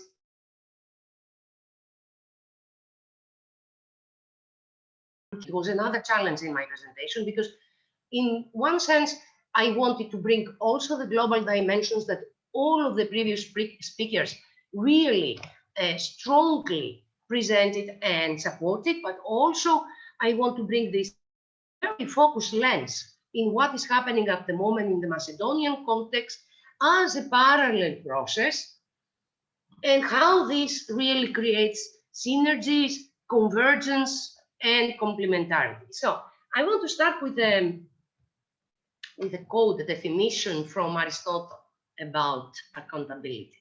And I like it because it really brings this kind of holistic, if you want, yin-yang approach, you know, accountability for the goods, for the good that is happening, but also for the bad that is happening. And it has been discussed a lot because we are in an era where challenges, demonization of the civil society, orchestrated efforts of discrediting is taking place. And yes, it has to do very much with things that are happening at global level, be it environmental, be it related to social cohesion and inclusion, especially in our region. And I can speak also from the experience of my country, from Greece. The issue of rights related to refugees and migrants have been a very contested issue, where civil society has been on the receiving end of a very orchestrated process of demonization. And thank God that there are supra-level functions and institutions like the Council of Europe, who is working on bringing back some of the balances between state governance and civil society contribution to this governance. But from an early reflection, what I want really to put at the heart of my presentation is the fact that civil society organizational accountability is not only related to the self-commitment in legal and reporting requirements that come from external contexts, and is related mainly in defending legitimacy. It is also, from our point of view, and this narrow lens, very significantly related in the challenges to demonstrate accountability to the actual people, the actual users and beneficiaries of our function as civil society. And from our point of view, and I will explain that even more later on, is specifically for the poor and the most marginalized. Because these are constituencies of the civil society organization who probably need more than any other self-regulation, accountability, and transparency. And why? Because the lack of voice, the lack of representation, the actual, and when I mean lack of voice, I do not mean that they don't have voice channels through the through the civil society organizations, but really in terms of their participation, in terms of their emancipation, if you want, through empowerment. And that I will try to bring more later. So why being accountable, and what are the drivers for this debate that are very relevant to the kind of work that we are doing also? It has to do, obviously, with the fact that the NGOs, civil society organizations, are the ones who thrive in issues of ethos, of mission, and of participation. And that we need to take into account, and I will explain that later. And I will explain it later in combination, if you want, to the role of the fact that more and more within contexts of mixed economy of welfare, the private sector is entering very much the process of delivery of services within this kind of mixed economy. And that brings us into the level of the advantages that civil society organizations have into safeguarding that accountability, transparency, and self-regulation within the sector is differentiate the function of the private sector.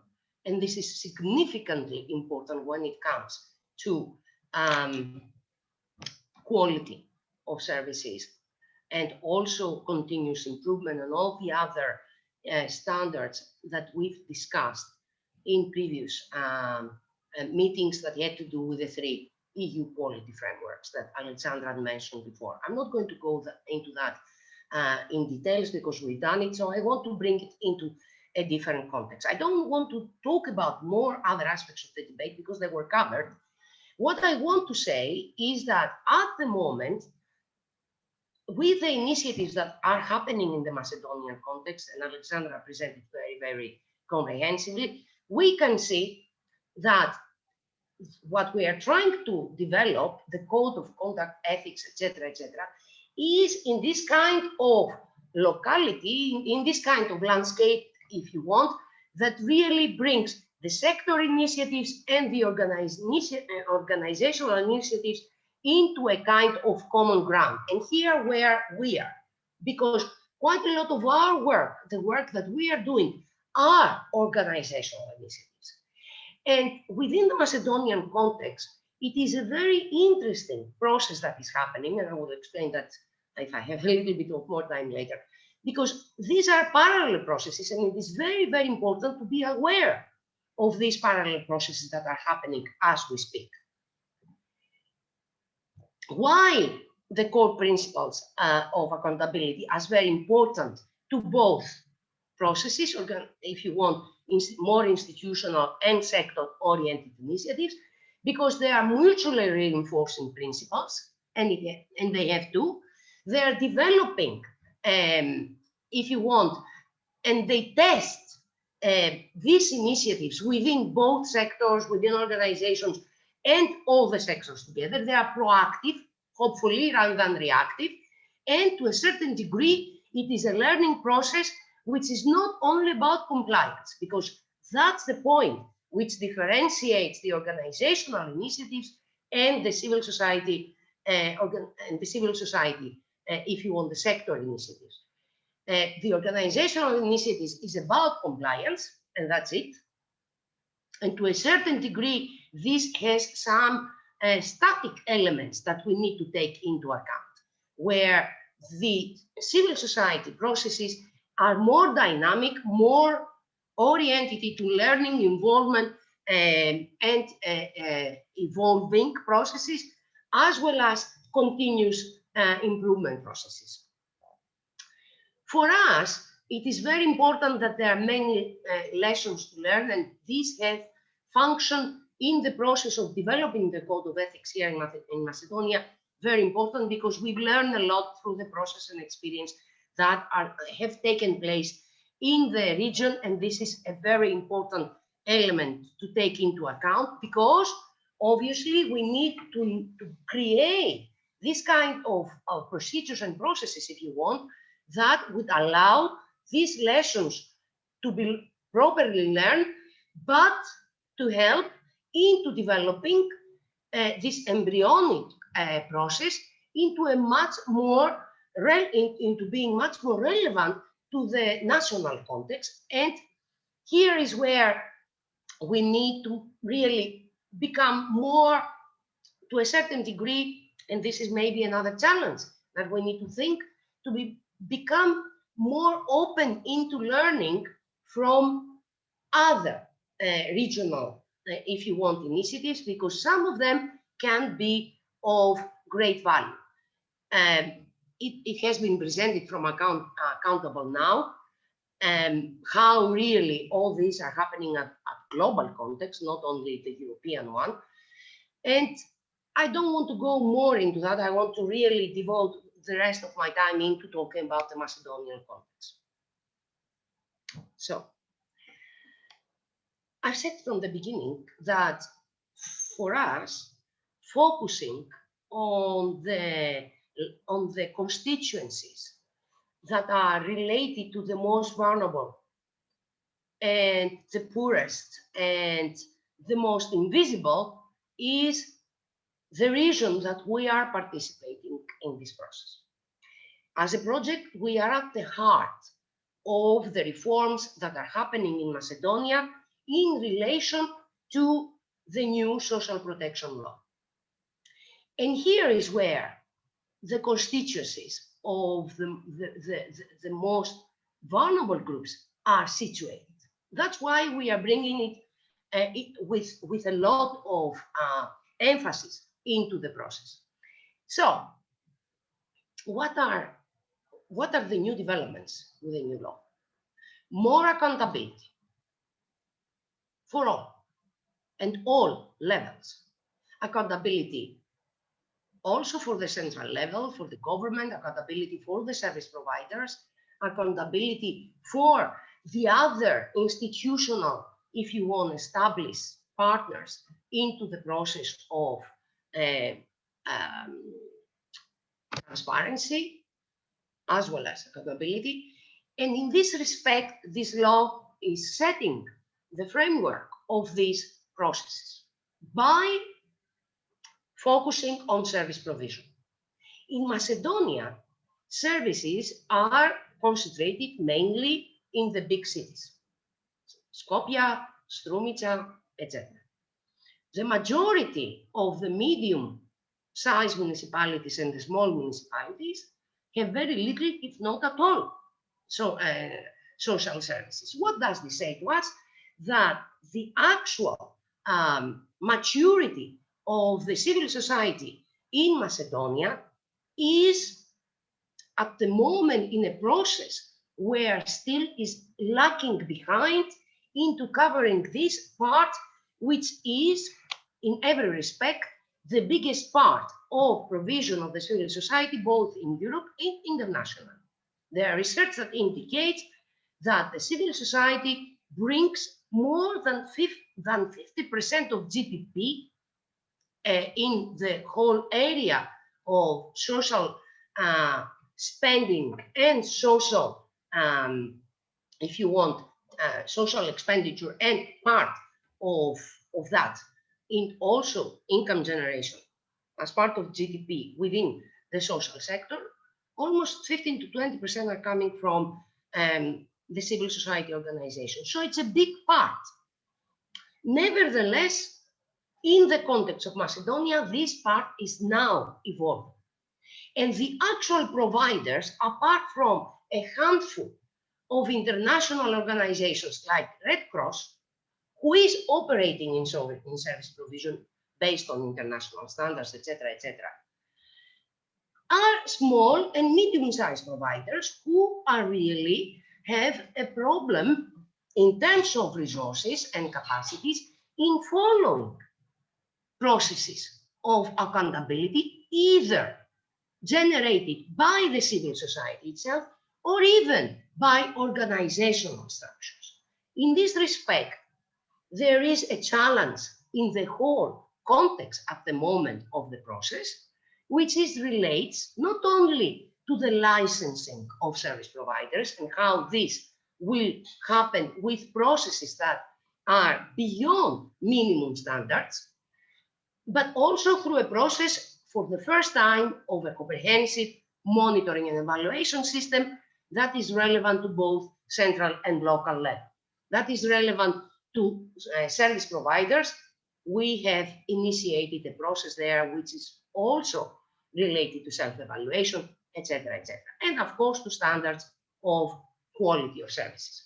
I won't bother you very much into that. There is huge available resources, materials, the indicators that have been developed, the templates, the thesis, the consultation process with the service providers, civil society organization service providers that have taken place, that they take part in our processes into developing all that. What I want to say, just to give a little bit of an indication, is that in the last year, in the capacity building that we have created with more than 450 actually responses from the sector, about half of it are coming from civil society organizations. Virtual study visits in Lithuania. It's interesting to see a country who is evolving very strongly in self-regulation processes, the civil society there, how they're doing it. It's a country of 2.5 million people like Macedonia. They're really also establishing, although they have established services at local level, still they're establishing processes of self-regulation, and it's interesting to learn. We've learned a lot from them, and we would be very happy to share with whoever is interesting. Trainings that had so far 8 trainings, more than 500 participants, 160 of them are CEO organizations, development of license procedures, development of a platform for community. What have we learned from this process and what we can share with you? We've learned that in the Macedonian context, these initiatives are not only necessary, they are fundamental into creating an embryonic welfare state in Macedonia. And we need to see that as a process that the civil society plays a central role. And in order to play this central role, we need, from our point of view as well, we want to bring another parameter, if you want, another variable, which is the theory of change, because we are in a transition period in Macedonia into going into a more organized welfare state. For the first time in Macedonia, we have a minimum income, which really, if we see it within the COVID context, we will see that the minimum income had the capacity to really prevent absolute poverty to more than 6,500 new recipients that have been progressed in the last 6 months. So what is this new landscape that is and has to be created? And we have to have processes of self-regulation, accountability, and transparency. And it's incredibly important that we continue in this dimension.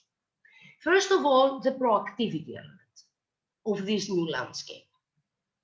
So far, we need to acknowledge that the development of an embryonic welfare state was more reactive through a process of the willingness of the country to go through the accession process. And in this respect, there have been significant differentiations between policy making and implementation. And this is a gap that the civil society organizations need to acknowledge because they are actors in this process. The second element is the complementarity. As organizational processes are developing bottom up, top down, the bottom up response of the civil society is incredibly significant. The strengthening of participatory democracy.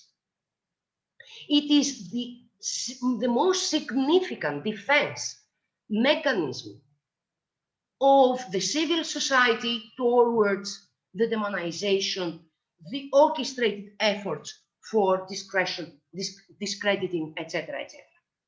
What should be a common target that unites us?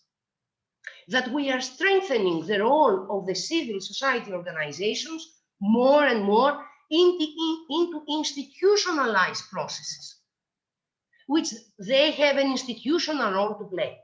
EU is giving us significant examples of this, and also it has incorporated this institutional process into all its financing mechanisms. And I talk about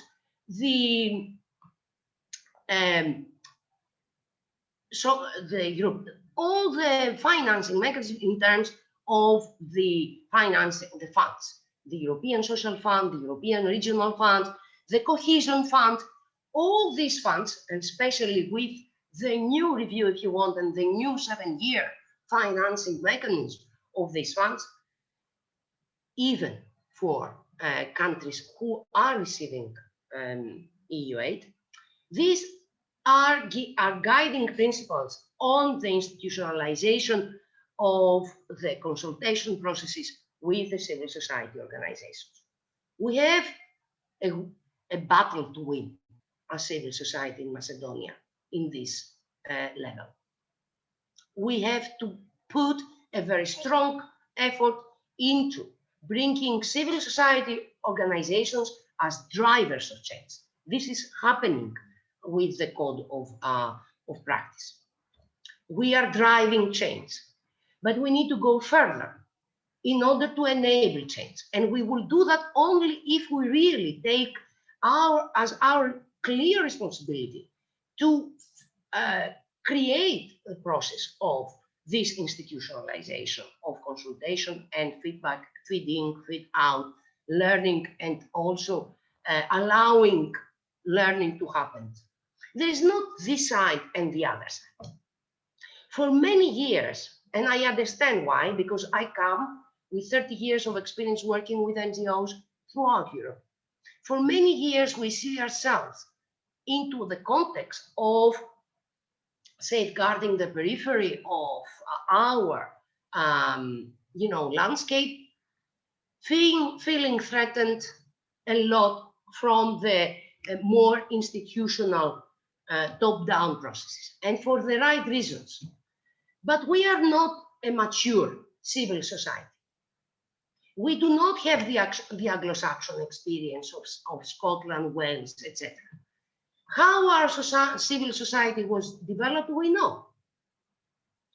It comes from a tradition of post-communist era, but we have evolved and moved quite a lot from that, yet our maturity is really measured into not only driving processes, not only enabling processes of change, but creating an agency, becoming the actors of change.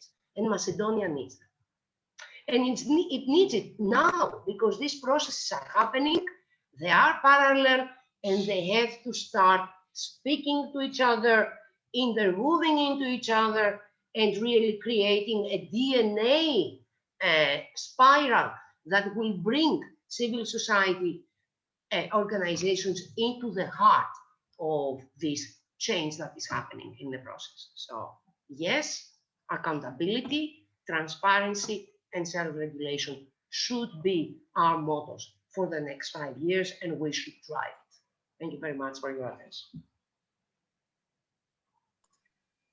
Thank you, Maria. Everybody seems so passionate about this topic that every one of the speakers breached their time. So apologies for the time breach. In order to speed things up, please post your questions in the Zoom chat if you have them. And our incredible speakers, thank you all so much. I think it was everybody had so much to contribute to the discussion and raised so many questions that we all ask ourselves in order to improve. And in the meantime, while we wait for the questions in the Zoom chat, I would ask Ilina to just provide a quick reflection on what was discussed, especially in regards to the development of the Code of Conduct. Just like really quickly, maybe some recommendations, Ilina, if you may have for the national processes here. Thank you. Thank you, Biljana. It was really interesting to hear where we with the development of the Code of Conduct, and to hear that things have advanced so much. So I'm really looking forward, and we are really glad to help in any way possible.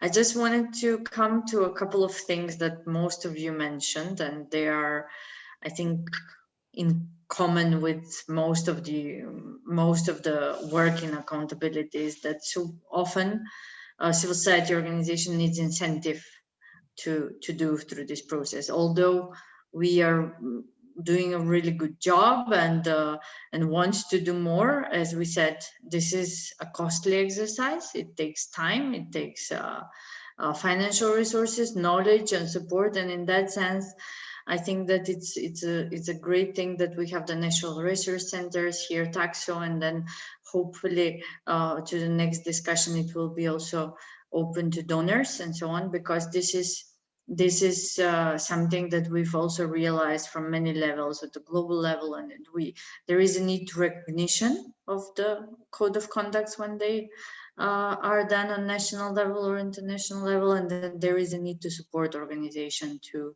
go through whatever process you choose to, whether that is a self-regulation assessment and so on.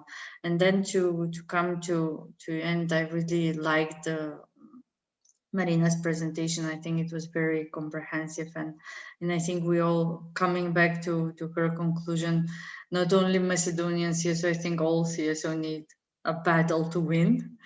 And I think that this is such a relevant conversation as we started in the beginning. So really glad that there is this exchange and learning among all of us. So hopefully we can achieve now implementation of the codex.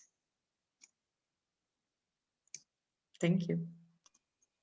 Thank you, Ilina, so much. And it was a sort of a wrap up actually after all the speakers. So you are still encouraged to post questions in the chat, and of course, feel free to raise the hand and take the floor as well. We had in mind a quick interactive session that used to happen like 40 minutes ago. But we prepared like a co-working space on Google Drive. The idea is that we get your say on what are the challenges the civil society organizations you face in developing such self-regulation mechanisms. There are 3 questions, if I'm not mistaken. They're also translated in Macedonian and Albanian. Maria, can you please share the link in the Zoom chat? And I can see some people are already leaving, so you can also do this later and not necessarily now. So we can come back to this document and get back to you by summarizing the inputs of everyone. We would also like to come back to you for your feedback about the event. We, as like the time has passed so quickly, we will come back to you for that as well. So we will have the workshop open for 10 more minutes for if anybody is willing still to contribute to the joint document. And if you still have the energy, this would be great, because if we're working at the same time, everybody can comment or add something. And for us, these opportunities have been quite useful to identify, for example, key challenges, or maybe come up with the common solutions. So it's a sort of a brainstorming exercise. Feel free to insert to all of the slides. And in the meanwhile, we have 2 questions in the chat box. One is great. Yes, from Nathan. Hi, Nathan. Thank you for the questions. So for the 2 codes, what is the vision for scalability, and what are costs and time considerations of being able to do so? So I think both Ariola and Alexandra would like to respond to this. And also the second question is, what are the time estimates for a nonprofit to prepare the needed documentation to submit for the code, and time estimates for their review? So probably this will go to Ariola, because they are in a more advanced stage than ours. So Ariola has 2 questions to respond, and Alexandra 1. Yeah, and I can take the first one from Milica Antic. So yes, yeah. Yes, there is. Well, yeah, thank you. Sorry, yes, I didn't see that. Sorry. So from Milica is, do you think that will be the most significant challenges to get CSOs on board? How will you monitor the work of the organizations? So again, for the 2 ladies from MCAC and Partners Albania, I mean, I think the aim also of this discussion was to sort of address this need for getting CSO on board, and to raising the awareness of the need for such mechanisms. But please do provide your perspectives. Thank you. You're both on A, whoever wants to go first.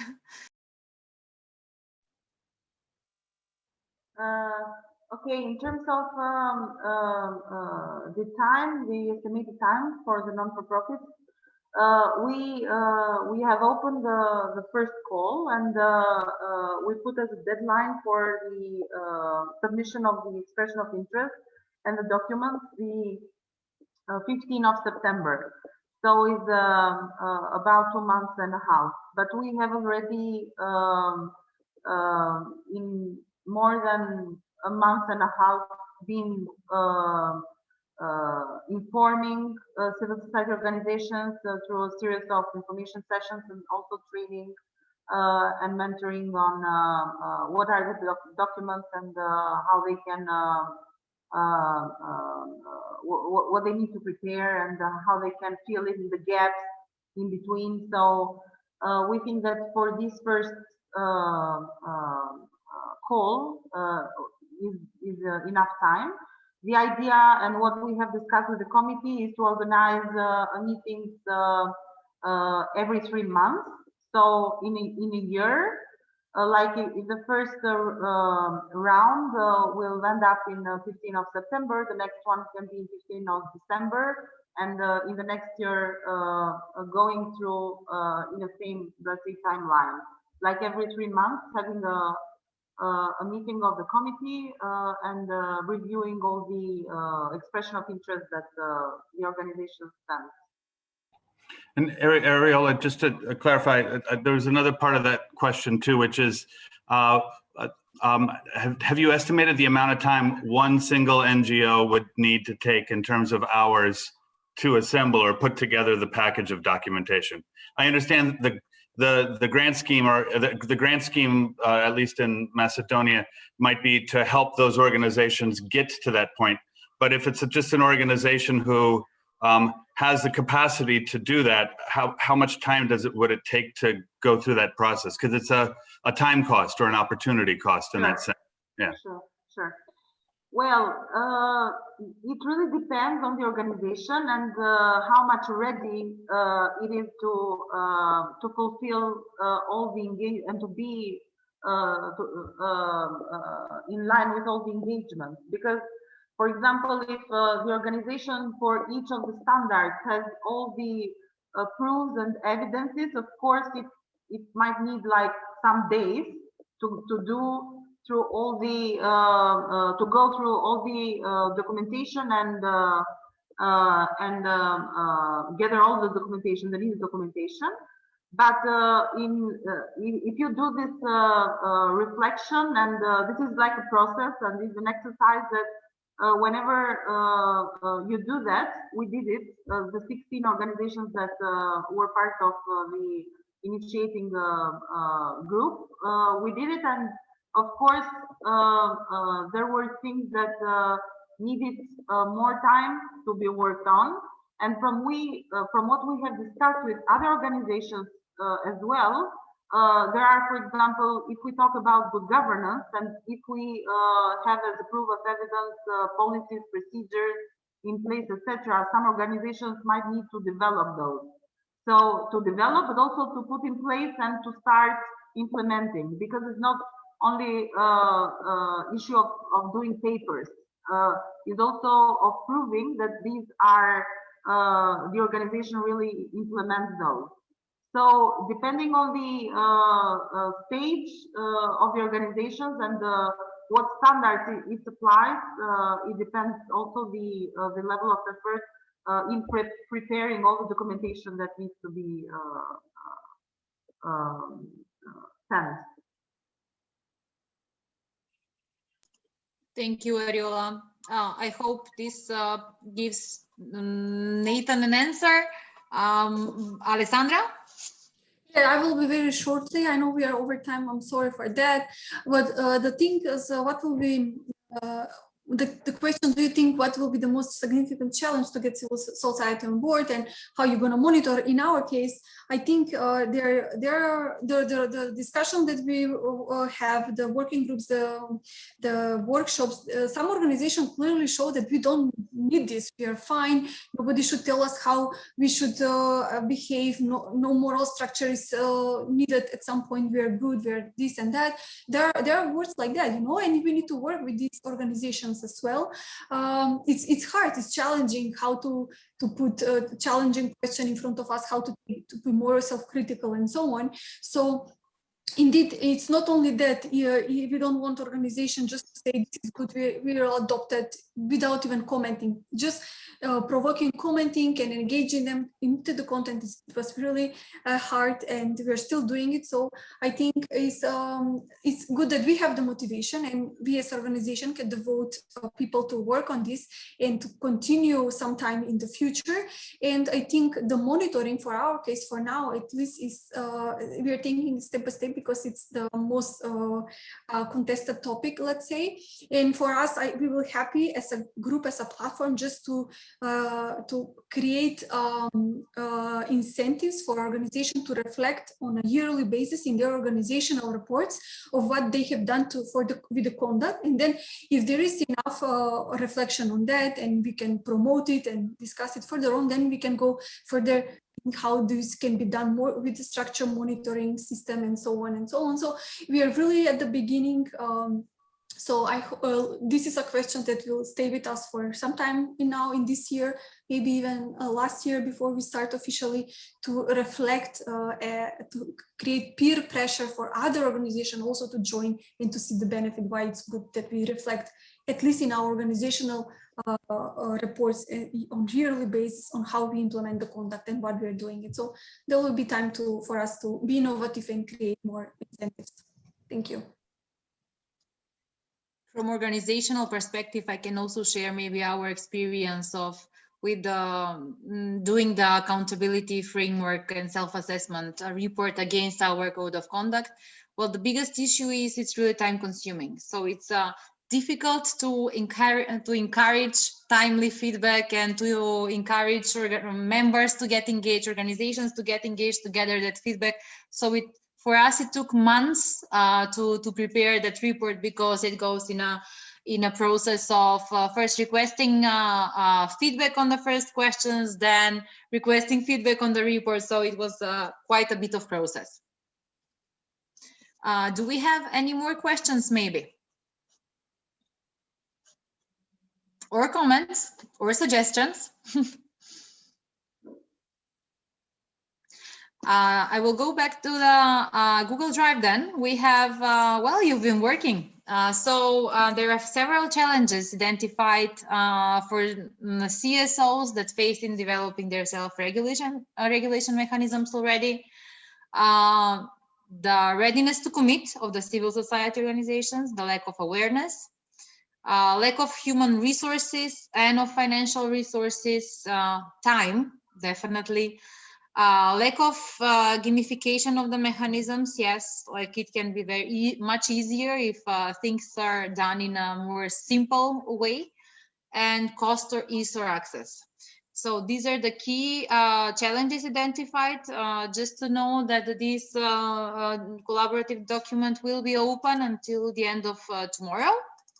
And you can all contribute, and then we will share the feedback gathered with everyone. And in the meantime, we had a question from Enela. What incentive do you use to involve CSOs in this process? I am assuming this is also for the development of the National Code of Conduct. So I would, again, ask the three speakers.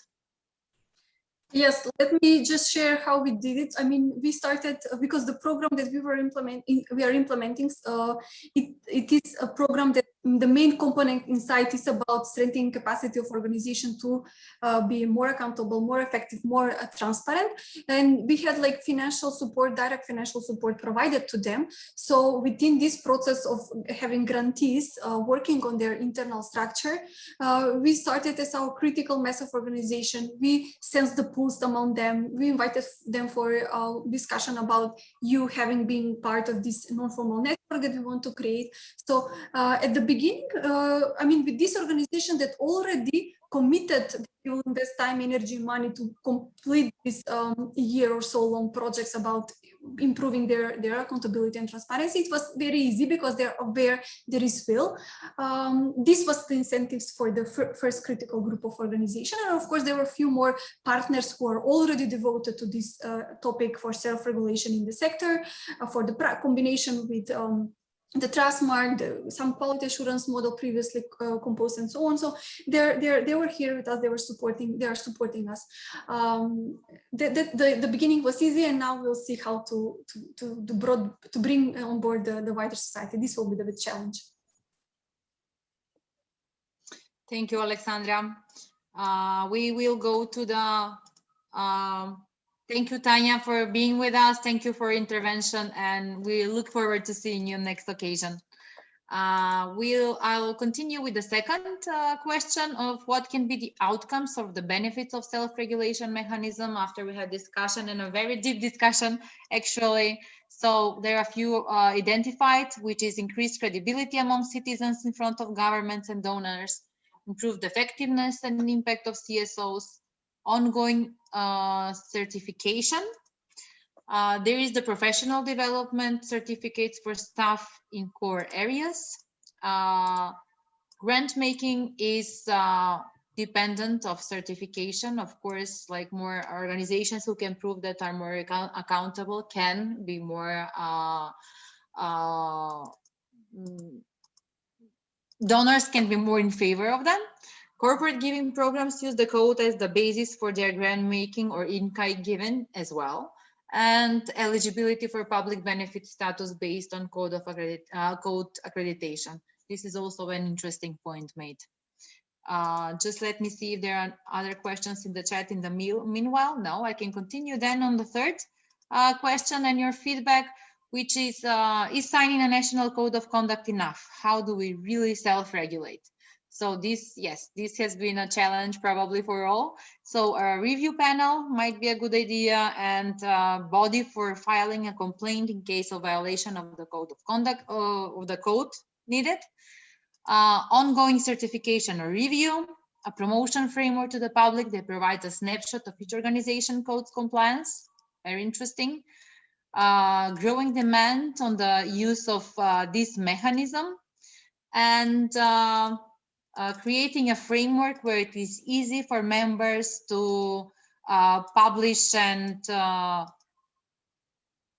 member of the public can probably, I can wait. Yes, this is better. So creating a framework where it is easy for members of the public to find non-profits that are committed to the code. Yes, this is sort of a recognition. So thank you very much for all your contributions to the document. We welcome your further feedback and comments there as well. And always you can also write us or count on us if you need any support in developing or initiating similar initiatives, or in your efforts to promote accountability within your organization or within the civil society sector. I want to thank all the speakers and our partners as well. Thank you for your time. We are sorry that we took longer than expected, but I think this was a very interesting and very valuable discussion we had. So yeah, feel free to get in touch with us. Thank you and have a good afternoon. Thank you. Thank you. Bye. Thank you. Bye. Bye-bye. Thank you. Bye. Thank you. Bye-bye. Thank you. Bye.